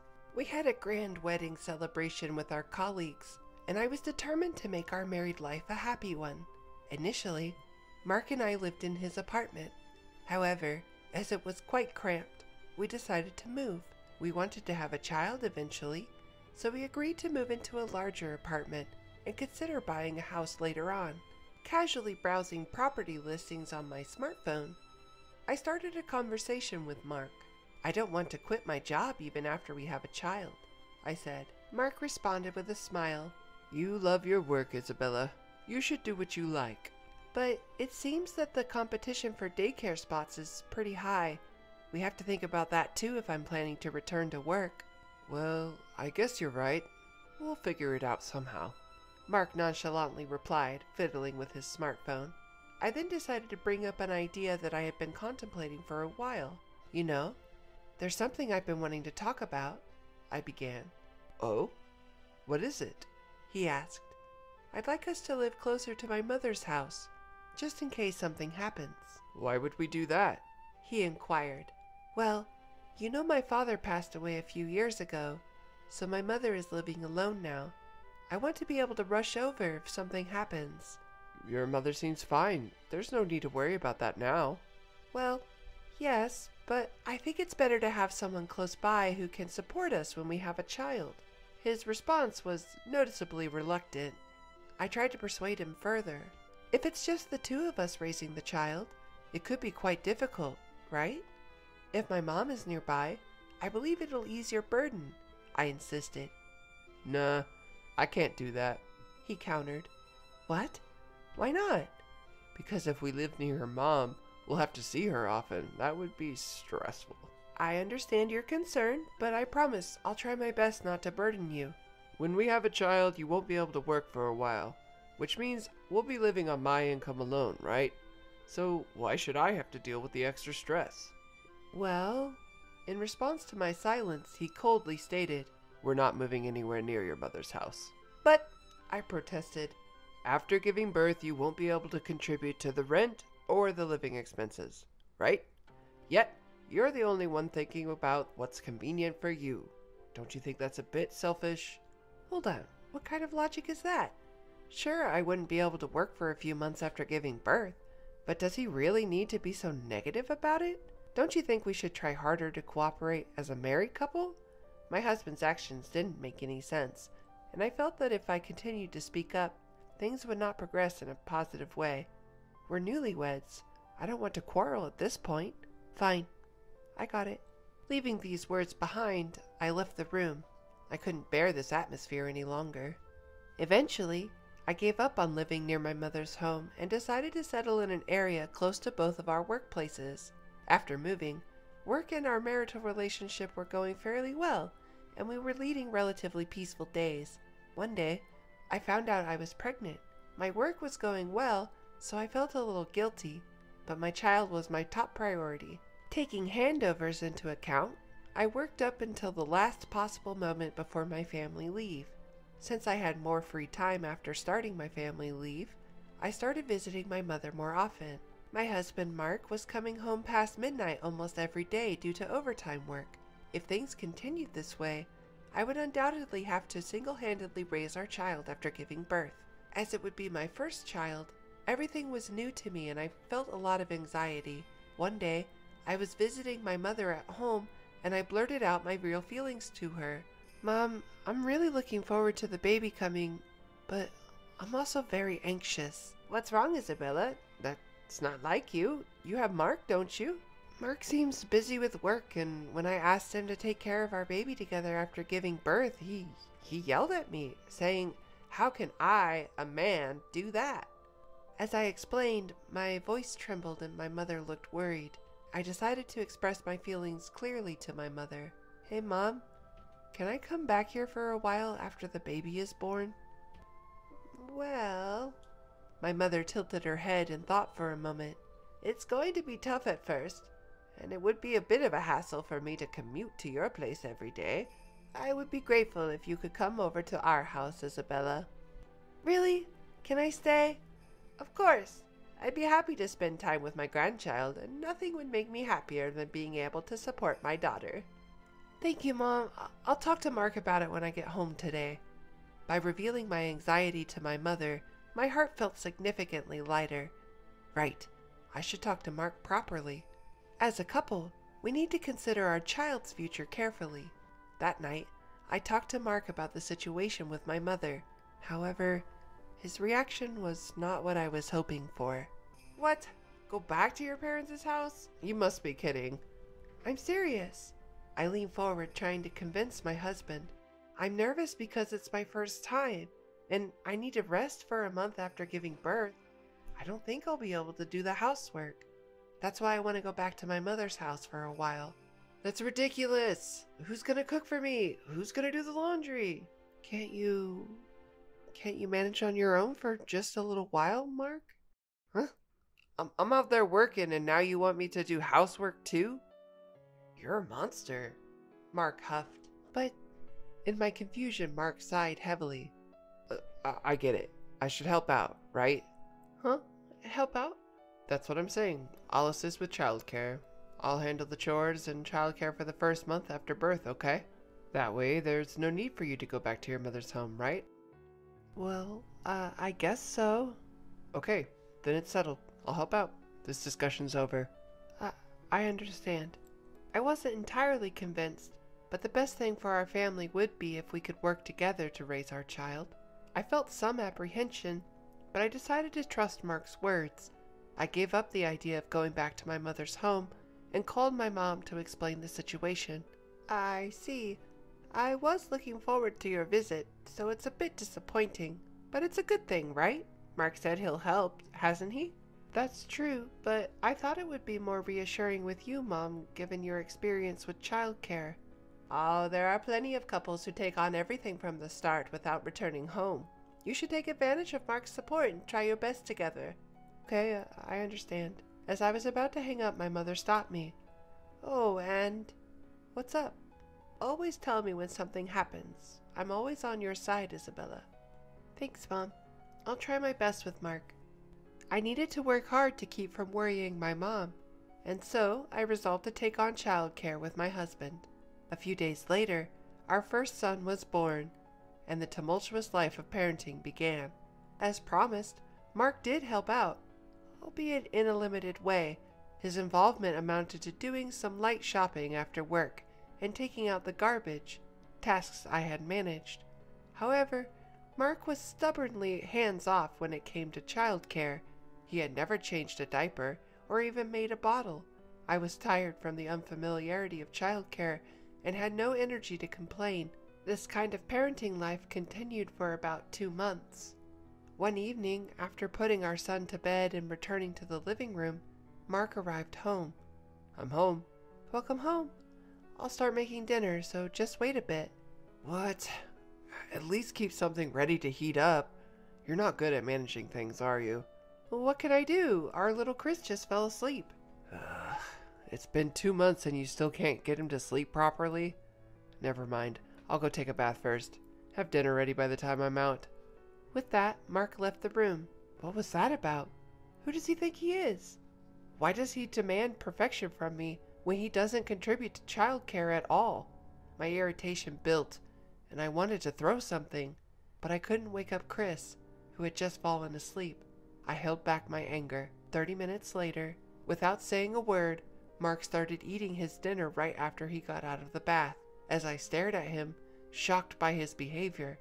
"Oh yeah, I have something to talk about." Mark stopped me. "Talk? What all of a sudden?" "I got a call from Dad today. Seems Mom fell and can't move her leg well." "What? Your mother?" According to my husband Mark, his mother had gone shopping with a neighborhood friend, had a dramatic fall, and was immediately taken to the hospital in an ambulance. Even after several hours, her leg isn't moving and the doctor diagnosed that she might need assistance going forward. I see, that's hard. Your father must be having a rough time. To be honest, I was more worried about my father-in-law than my mother-in-law. From the beginning, my mother-in-law did not like me. She was even cold to me at our marriage introduction. When I announced my pregnancy, "We don't need a girl, do we?"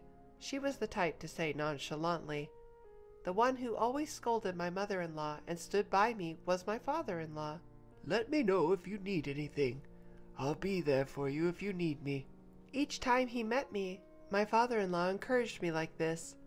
If my stay-at-home mother-in-law couldn't move, my father-in-law would be really struggling. While recalling the happenings at my in-laws' home, Mark dropped an unbelievable proposition. "Here's the thing, I had a great idea. Let's live together with my parents at my home." What? "Don't you think it's a good plan? I'm worried about Mom, and you, Isabella, are not working now. If we live together, it will reduce Dad's burden, and he would be happy." "Wait just a minute. You're joking, right? The reason I'm not working is to take care of our son, Chris. I can't suddenly decide to live with your parents." "But it's been 2 months already. You must have some free time now. Right now, Mom is the priority. You should understand that." Is he serious? When I suggested living near my mom, he outright refused, but now it suits him just perfectly. Mark is not the type to visit his home frequently, so it was convenient so far, but living with my mother-in-law is out of the question. Knowing Mark, if we lived together, he would certainly side with his mother and be harsh on me. Unable to bear it any longer, I vented my frustrations. "Don't mess with me. You flat out denied when I wanted to live near my mother, but now it's okay when it's about you?" What? What's that about? Your mother is fine, isn't she?" "But, unlike your house, my mom lives alone. What if something happens? You're not considering my anxieties, are you?" "Shut up. Listen here. You married me and became my wife. You should stop arguing and listen to what I say." At that moment, any residual affection I had for my husband vanished instantly. He doesn't consider my feelings, let alone seeing me as an equal. I cannot continue a marital relationship with him. Seeing my silence, Mark probably thought I had agreed and dropped this line. "Anyway, it's decided that we're going to live together. We're moving as soon as possible, so get the stuff packed by tomorrow." "I understand." "You should have just obediently listened to me from the start." With that, Mark left for the bedroom without even clearing the dinner dishes. The next day, once Mark left for work, I packed the minimum necessary stuff and left the house. Of course, just for me and my son. When I returned to my mother's house with my son, my mother was initially shocked, but accepted our situation once I explained. As he returned home from work, my husband, Mark, called after realizing that my son and I were not there. "Hey, where are you right now?" "At my mother's place, Mark." "What? What the heck are you doing without my permission? Get back here right now." "Well, our son's already asleep, and it's late. So no. Besides, I'm not planning on returning." "What the—" Mark yelled at me over the phone, something that was rare for me to oppose him. "Listen here, if you don't come back right now, we're getting a divorce. You got it?" "A divorce?"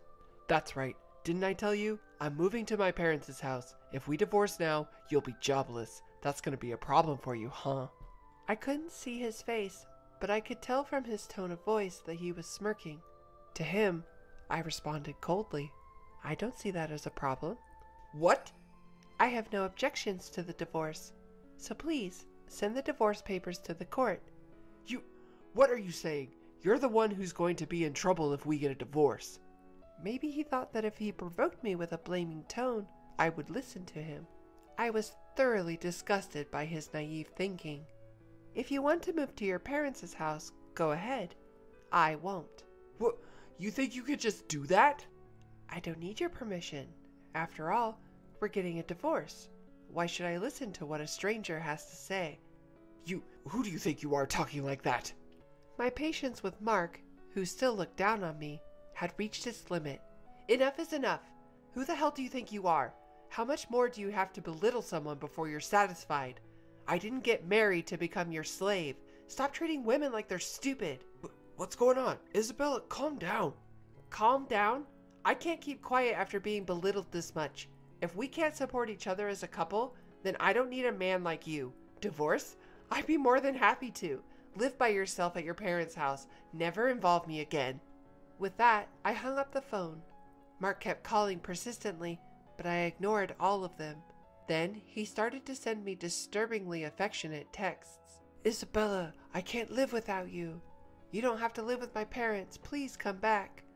I understand. Let's live with your mother, just the three of us. 1 month later, his love messages abruptly stopped, and he unexpectedly agreed to the divorce. It was all thanks to my father-in-law. When Mark complained about the situation to him, he ended up getting scolded instead. Listen, Mark, you can't just impose the idea of living together on someone. But Dad! Oh, shut up. You need to learn more about the world, and that's why Isabella left you. It's pitiful. My stern father-in-law, after scolding my husband, instructed him to proceed with the divorce. My husband, unable to defy his father, grudgingly agreed to the divorce. I filed the divorce papers that were mailed to us, and we were officially no longer a couple. Afterwards, I received an apology from my father-in-law. Isabella, I'm truly sorry. My foolish son must have caused you trouble, hasn't he? It's all right, sir. It's all water under the bridge now. Live your life your way, Isabella, and thank you for everything. I can't express enough the gratitude to my father-in-law, who has shown nothing but respect until the end. The woman I am today is thanks to him.